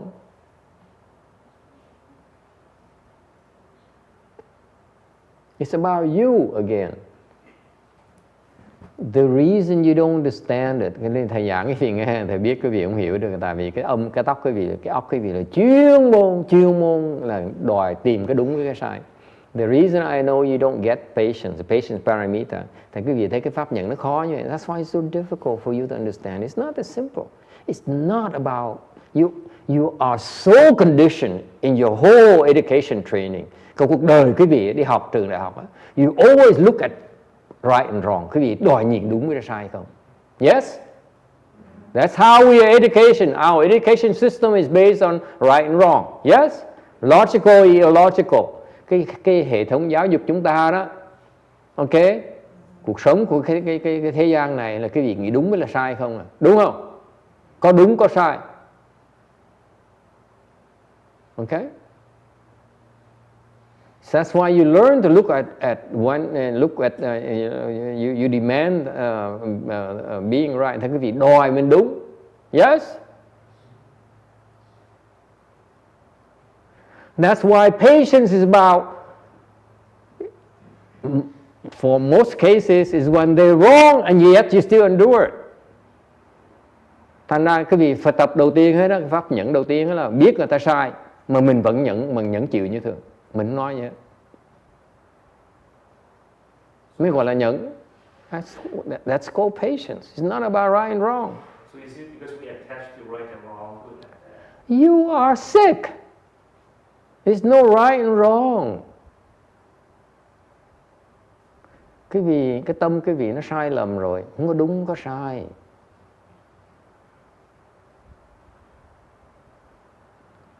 If you look at all the Nagarjuna teaching, ví dụ tất cả những lời dạy của Ngài Long Thọ Bồ Tát, tất cả những lời dạy của thánh nhân, if you look at all the teaching of the sages, okay, they don't say that you must be right. Có ai dạy cái vị là cái vị phải đúng đâu. They always teach about yield. Dạy những lời dạy cái này toàn là nhường người ta, nhường người ta, right? Nhẫn chịu, you yield, you endure it. Yes? It's never about you are right and he's wrong. And you never about change that person. Không ai nói là mình đúng, người ta sai, mình phải đổi người ta. That's what kills me when people try to change me. Thành cứ nói mấy người cứ đòi đổi ông thầy này hồi. Ông thầy này sao mà đổi được? Tệ quá rồi, I'm too old to change now. Isn't what you a professional say after you're 32 years old, after 30 years old, people don't change anymore? Yes? Hard. I mean, it's not. Very unlikely for people to change past 30 years old. I read somewhere. It's baloney. But people believe because people just don't change. Why would they change? That's a different topic. Let's not go into it. I don't have time. I have to explain the sutra here because text is going to get impatient. Don't worry, they'll change. Mô Phật thầy, con thầy nói cũng đúng giống như vợ chồng con á, cưới nhau cũng 37 năm, ông chết từ 37 năm rồi đó, mà gây lộn có 2 lần. Mà mỗi khi gây lộn thấy ông nổi nóng có tôi kiếm chỗ tôi ngồi tôi nghe. Ông đâu có lấy, ông đâu có đánh mình được, ông đâu có chửi mình được, ông lấy đồ ông đặt cho đã. Cuối cùng tôi không dọn lát, buổi xuống ông dọn đã cái nào bẻ để mua về sạch, mua về. Làm cho 2 lần cuối cùng không dám nữa. Sau này không có dám đặt nữa, không dám nói gì hết trơn. Thì giống như tại ông là người đàng hoàng. Vì ta phải hỏi cô Tân Hương. Yeah. Ok, lỡ ông đập hoài cả 10 năm rồi 20 năm rồi 60 năm thì sao? Cô tin sao? Thì cô thấy cô mới được 2 lần, người ta nhận là 60 năm luôn. Cuối cùng cái ông không có gì rồi. Thành như ông thay. Mình cãi lộn với mẹ mình. Okay, let's say you argue with your mother. Okay? And you both sides get upset. You hurt, she's hurt. Yes? Mình cãi lộn với mẹ mình thì đương nhiên là mình là đau khổ, mẹ mình cũng đau khổ, right?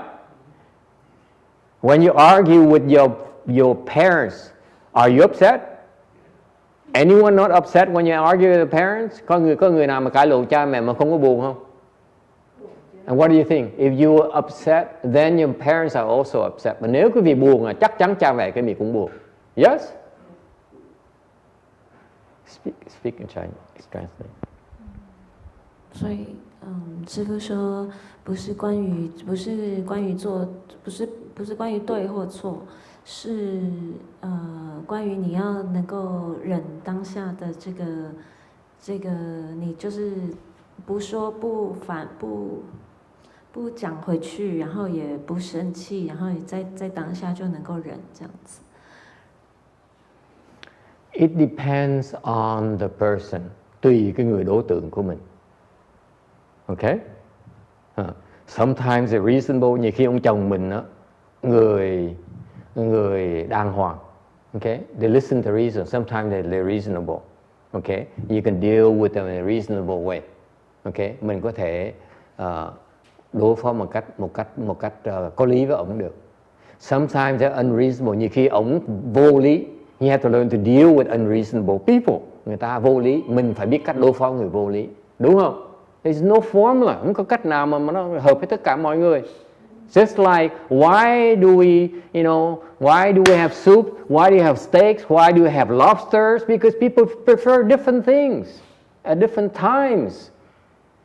Tại sao cái vị đồ ăn có người thích ăn món này món nọ? Tại vì mỗi người cái sở thích nó khác nhau, tùy cái thời. 所以是看人，因为有在这个人如果是讲理的话，就有跟讲理的人对付讲理人的办法；不讲理的话，就有对付不讲理的人的办法。And I believe the part of the patience practice, đối với thầy cái nhận cái chỗ đó, okay, is that you don't run away from a problem. Quý vị đừng có bỏ chạy. If you run away from a problem, that's not called patience. Nếu vì vợ mình nó nổi hung lên mà mình bỏ chạy là, hoặc là mình đấu nó lại. If your wife gets upset at you and you run away from her, you're a coward. If your wife gets upset and you wait for her to calm down, you're a coward as well. In my book. Nếu vợ quý vị nổi giận, nổi hung lên mà quý vị bỏ chạy là quý vị hèn. Mà nếu vợ quý vị nổi hung lên mà quý vị mà đợi nó nguội xuống là quý vị cũng hèn luôn nữa. Stand there and face that person. Đứng đó mà đừng có bỏ đi đâu. Don't go anywhere. Yes.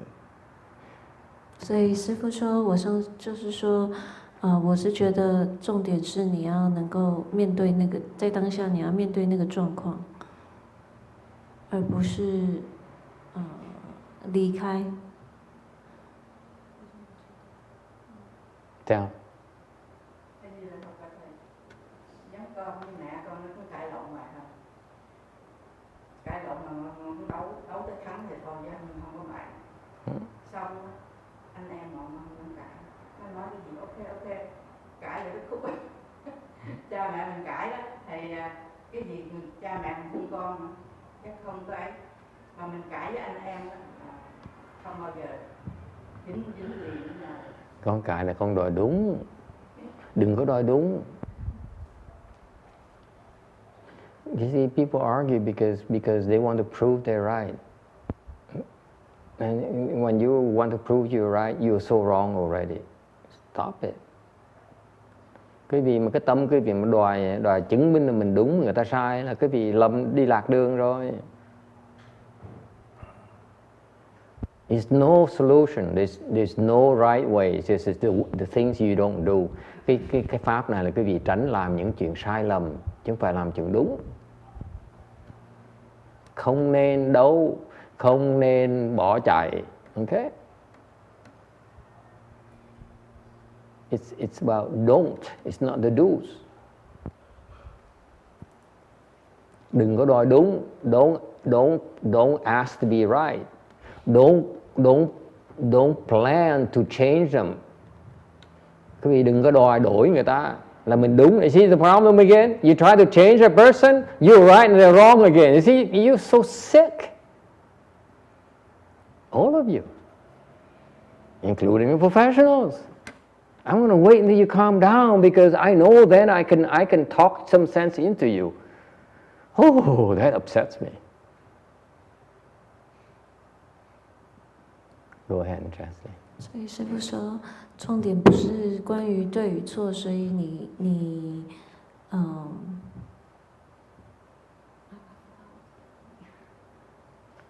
You have to understand it's not about being right. Okay, you insist on being right. Okay, so that's why you wait until you calm down so that I can show you wrong and I'm right. That's sickness to me.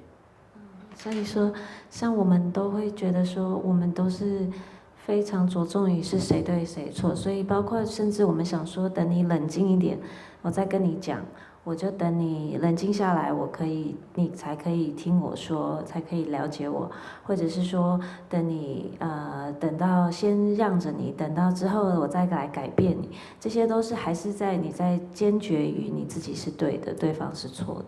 Cứ đòi đổi người ta, có nghĩa người ta sai, ổng sai rồi mình đúng, cái đó là mình sai lầm rồi, nhớ vậy đấy con. Cứ đòi mình đúng thôi, mấy 60-70 tuổi gần chết tới nơi rồi nghĩ mình đúng chứ thôi. You live your entire life, right? All these women and you know, old women, and they believe they're right. And now they're 70, 80 years old, and almost near death, and they still think they're right. They still want to prove, you know, they want to prove that they are so right. 80 tuổi đâu vẫn hư như thường. So Master, how can we break that right and wrong mentality and live with that mentality? How can we break that? You patiently endure it. It's not about them, it's about you. 所以他問說，怎樣才可以除去這樣的想法呢？ You look at the wrong end of the equation. 看你自己 The 怎麼樣 equation is you, not them. They get upset, it's their problem. They want to break things, it's their problem. They want to kill you, that's their problem. So the ego issue, an ego problem. Kill the ego is the only way. The basis of your approach is that they're wrong, you're right. And that's sickness. You're propagating the sickness. It's righteousness, sickness, which causes war, causes divorces. I know. I'm so right. It's sick. It's a sickness.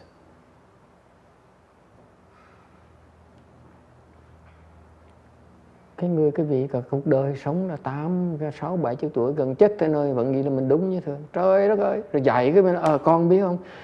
Cái tuổi đàn ông nó như vậy đó, tuổi đàn bà nó như vậy đó. Nó sai hết rồi.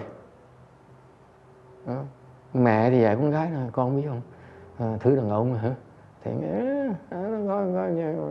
luật sư đó kìa. Mà mẹ dạy với bà luật sư đó là con biết không? Đàn bà phải giữ nhà, đàn bà phải giữ con.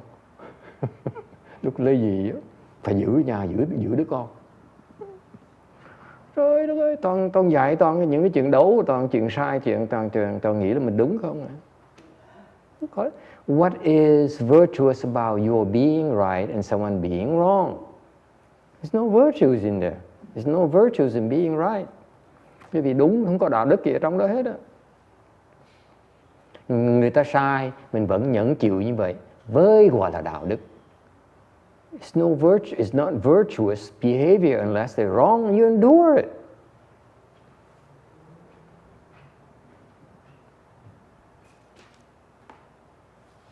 You dismiss them as wrong, therefore you ignore them. Cái vị nghĩ người ta sai, cái vị khinh thường người ta.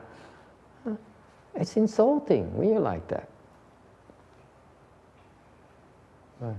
所以说这个觉得你是这个分辨对与错，就是坚决这个对与错的这个概念呢，是一个其实是我们大家都有的问题。就是你越坚决你是对的呢，你其实就是越错。重点是不是关于是谁对谁错。So in reply to your question, let's say it's your husband, okay? I don't know how to fix it. I really don't know. Okay? And I don't care to say it in public. Okay? But you should not look at his being wrong or someone else being wrong. You should look at yourself being wrong when you try to change that person. When you try to run away from the problem, you're wrong. You look at that only. You learn to stand there and face the problem, okay? And you may not be able to fix it, We're not talking about fixing a problem. We're talking about the practice of patience. You patiently endure it and learn from that. That's what this is about. Again, there may not be a solution this lifetime. Is that clear? But you don't run away from it. You face it. You endure more of discomfort, more of the loathing. Okay? That's what's called patience.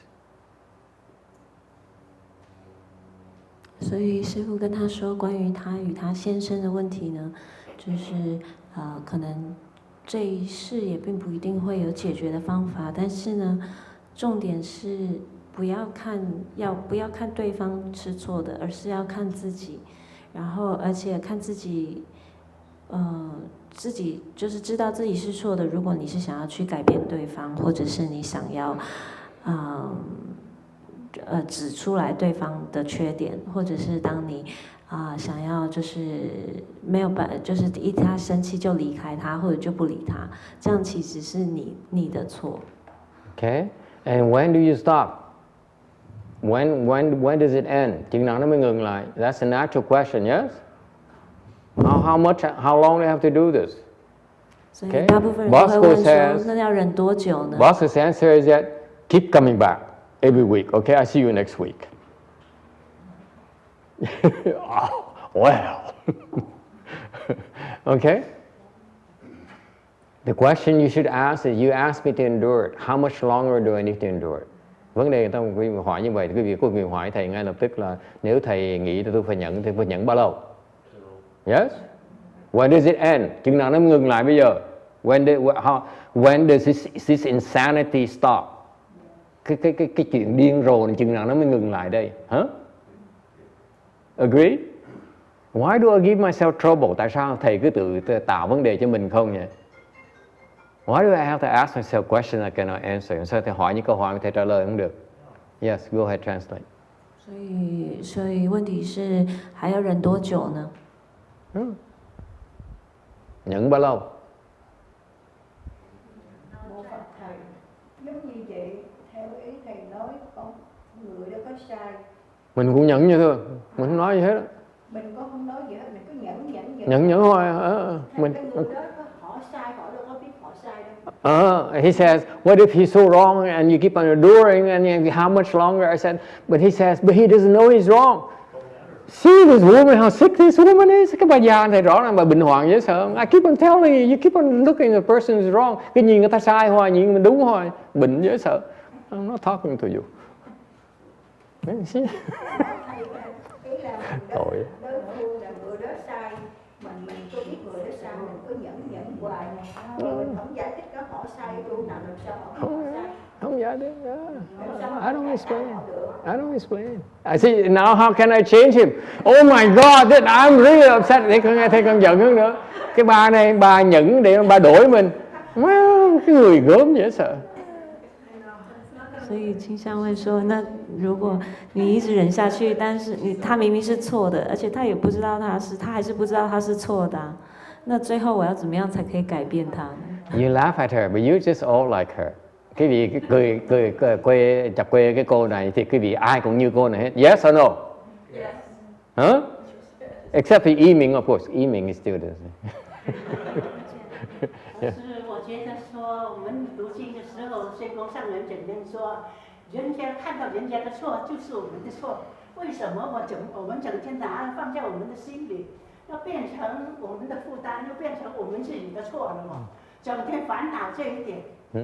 那就这样子的时候，我觉得实际上姐还不理解这个问题，整天要争人家是错对错在哪里。But she says from my master's teaching is that you look at someone's fault, it's your fault. You're still looking at faults, you idiots. You're still looking at people's faults. What are you doing looking at people's faults? You look at your own fault, don't look at people's fault. Baloney. Cái lời dạy nó đúng, nghe chị Tàu như vậy nghe không? See, 人家 the Chinese teaching, 人家的做是我的做。OK， 我应该忍辱，多忍辱，对不对？ That's a wrong teaching. That's Chinese. We Americans says we don't look at people's fault. Period. 所以师父说这个是，那个教导其实是不对的。重点，因为最后你还是在看是谁错。师父说我们教的是你们不要看任何错。Routine. You just quoted my teacher's teaching. Okay, the Chinese teaching. It says the other's fault is my fault. Okay, I'm teaching that don't look at people's fault. Stop it. 教导是不要看任何人的错。对。Cái cô này dạy là cái trích là cái lời của ngài Tiên Hóa dạy là cái lỗi của người ta là lỗi của tôi. Người ta có lỗi là lỗi của tôi. Ok, mình phải nhẫn nhục. Thầy thì không dạy như vậy, tôi nói cái đó là của người Tàu, người Mỹ mình ở đây á, mình cao minh hơn nhiều, mình không nhìn lỗi người ta luôn nữa, kệ lỗi người ta, mình thấy hết lỗi nhưng mình không thấy gì hết đó. You look at people's fault, ignore it, as if you don't even see it. It's that simple. You don't have to look at, oh that's wrong, but you know, if he's wrong, I'm also wrong. Baloney, it's too slow. Chậm quá đi. You agree? You become more depressed. That's all you do. You say, oh no, look at her, how wrong she is. But her wrong is my wrong too. Oh, now I'm so much more depressed than before. You see the problem? The Chinese don't get it yet. I'm depressed. I speak from experience. I don't let you make me more depressed. Are you kidding me? 所以师父是说。当你那个教导说，你看别人的错也是我的错，就是我的教导是相反的，因为这样子太慢了。你说啊，你每天都在看说啊，你看他是做错了这个，那这也是我的错，那你不是反而变得更难过？是要放下的。Hey, drop immediately. Forget it. Get it? 没有了。Do you get it? Nghe có hiểu không? Let's say you sit there, okay? And then your neighbor plays mariachi music because they have a birthday party. Quý vị ngồi đó, okay? Rồi người láng giềng bên cạnh đó, you know, họ chơi nhạc tại họ có cái mừng sinh nhật. And it's so loud until 3 in the morning. Nó chơi ồn tới 3 giờ sáng. Anyone happen to you? Kim, that room has that problem. This woman sleeps so soundly. Cái cô này ngủ như là luôn. Cái vùng này láng giềng nó chơi nhạc như tới nó chơi tới 1 giờ sáng, 3 giờ sáng tỉnh bơ. This neighborhood, our neighbors, when they have a party, they party and they have loud music and they laugh and they drive around and they race in the street, whatever. Until 1 o'clock, until 3 o'clock in the morning. What are you going to do? And they have, the body full of ink. Quý vị lộn xộn á, nhìn nó một cái là mình thấy nó toàn đồ châm, cái tay chân nó châm hết đủ thứ màu trên người nó, mình thấy là mình kiếp rồi. You take a look at them and say, oh. Thầy thấy họ thì nhìn xuống dưới đất. When I look, when I walk, when I stroll out there, I couldn't cross any of them. I look down.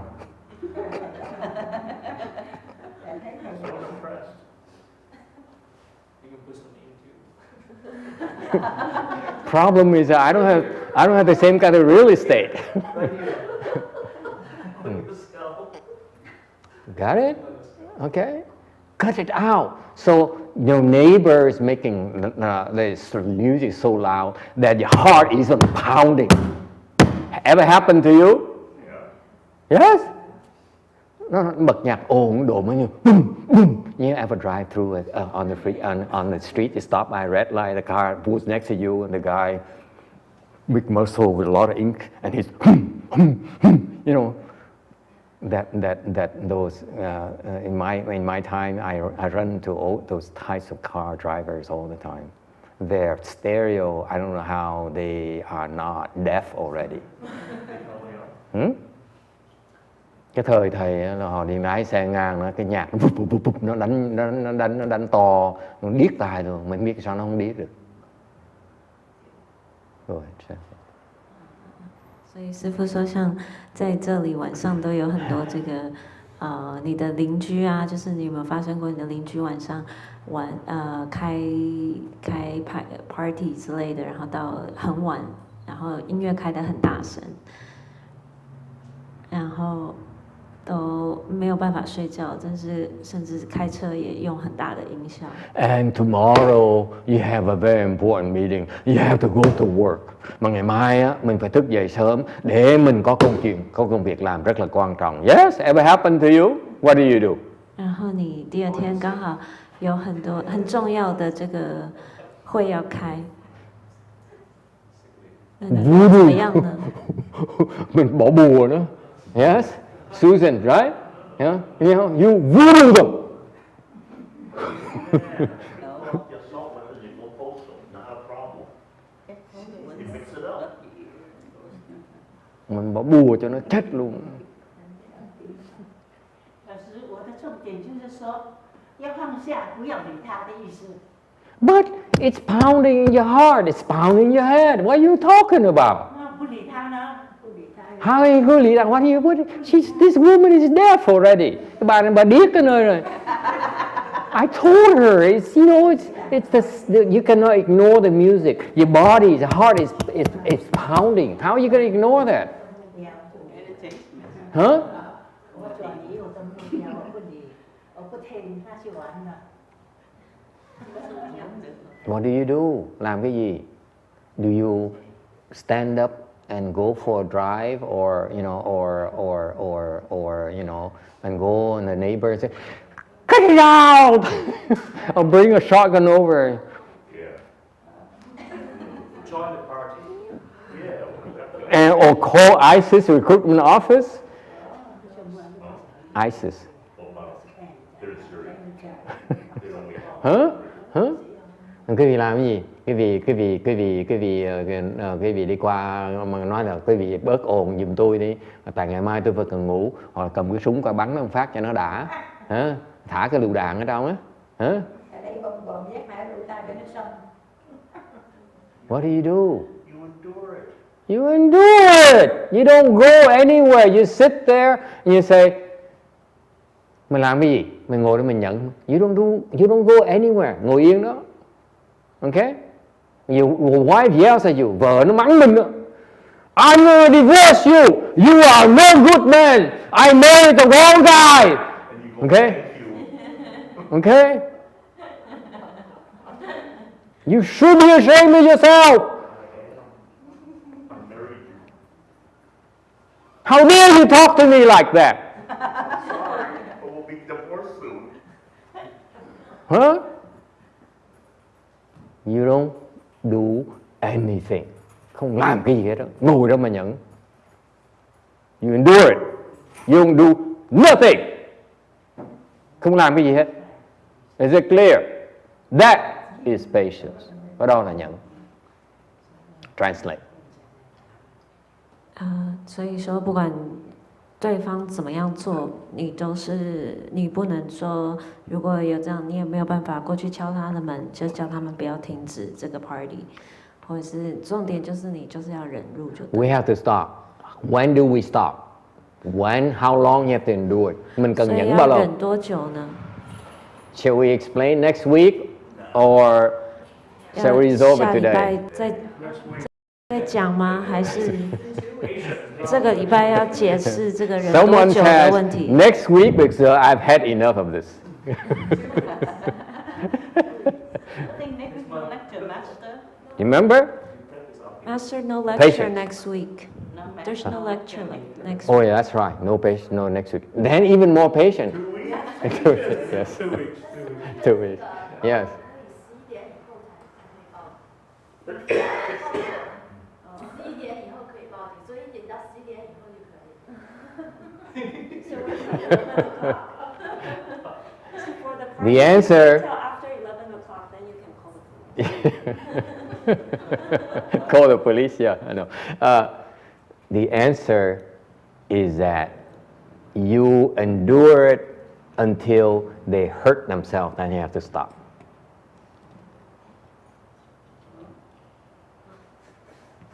所以师父说你要忍到他们伤害他们自己的时候，你就可以停止。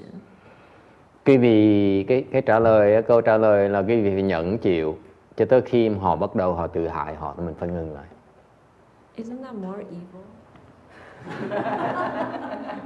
那踢腿算不算伤害他们自己？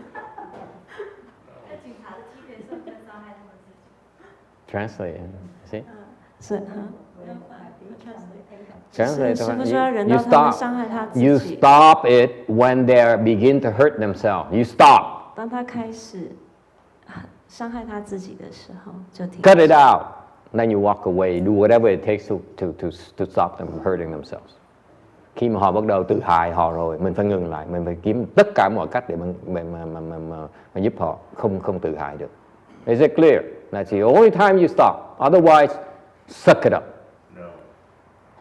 How do you know you're not interfering or meddling with their karma? They're supposed to get hurt. It doesn't matter. All you're doing is that you control your end of it. If you see, you believe they're hurting themselves, I'm not saying you're right either. You see, your mind says always right and wrong. When you believe that they're beginning to hurt themselves, you stop. That's it. That's all you know. And you may be wrong. Maybe they're just faking it, or maybe it's too late now. It doesn't matter. When you realize they're hurting themselves, you stop. Cut it out. Is it? That's all. That's the rules of engagement. Translate. 一样的，只是在讲一样的事情。So you just wait. 你要等到他们在伤害他自己的时候，你才可以停止。It doesn't mean that you know what you're doing. I'm just as soon as you realize, you stop. Okay, maybe it's too late. Maybe they're faking it. Maybe it's premature. It doesn't matter. But you yourself, you say, I will not do this to hurt others. That's the rule. 但是并不代表说你知道你是对的。重点是你自己不要做任何伤害别人的事情。Mình ngừng lại khi nào mình cảm thấy người ta bắt đầu tự hại người ta thì mình phải ngừng lại. Tìm tất cả mọi cách, đủ mọi cách mà ngừng lại.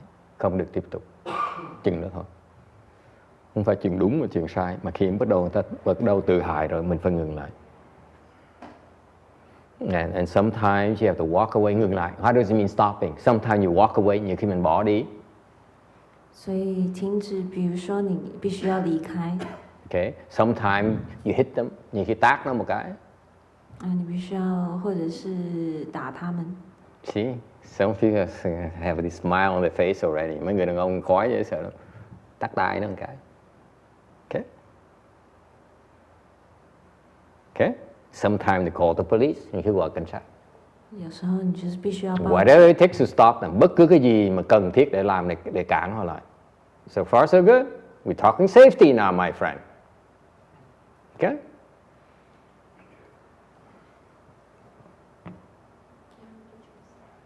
Okay. Sometimes, nhiều khi. Sometimes what? Come on, use your imagination. Susan. 有时候怎么办？做什么？ Làm cái gì? Use your imagination. Come on, come on, come on, come on. I will get on my knees and beg. Thầy quỳ xuống thầy lại.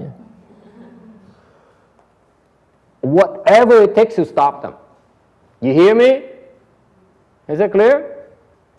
Whatever it takes to stop them. Làm bất cứ gì, quỳ xuống lại nó.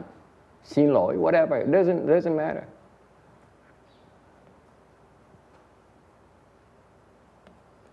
Because the rule of thumb is never do anything to intentionally hurt others. Tại vì cái lý, cái đạo là mình không bao giờ cố ý hại người ta hết. Never. It's not about being right. It's not harming others. 所以师父说，不管你做什么事情，不用任何的方法，就是要能够使他们停止。因为重点是不是你不要做任何伤害他们的事情，有意伤害的事情。Any questions? Does it help?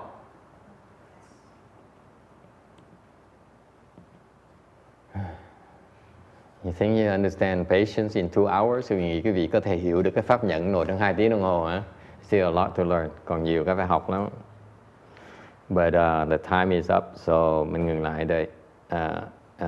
Hết thì giờ rồi.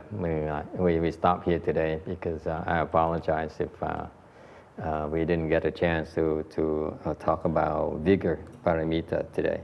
Xin lỗi quý vị là ngày hôm nay không có cái cơ hội nói về cái pháp tinh tấn. Okay. 所以师父说，因为时间的关系，我没有办法讲到精进波罗蜜。So I know I'm about to hurt your patience and your level of patience, so I'm going to stop today. Anh phải biết thầy sắp làm tổn thương tới cái đức tính kiên nhẫn quý vị, nên anh ngừng lại ngày hôm nay. Is that okay? And we see you in a couple of weeks. Okay. All right. Thank you.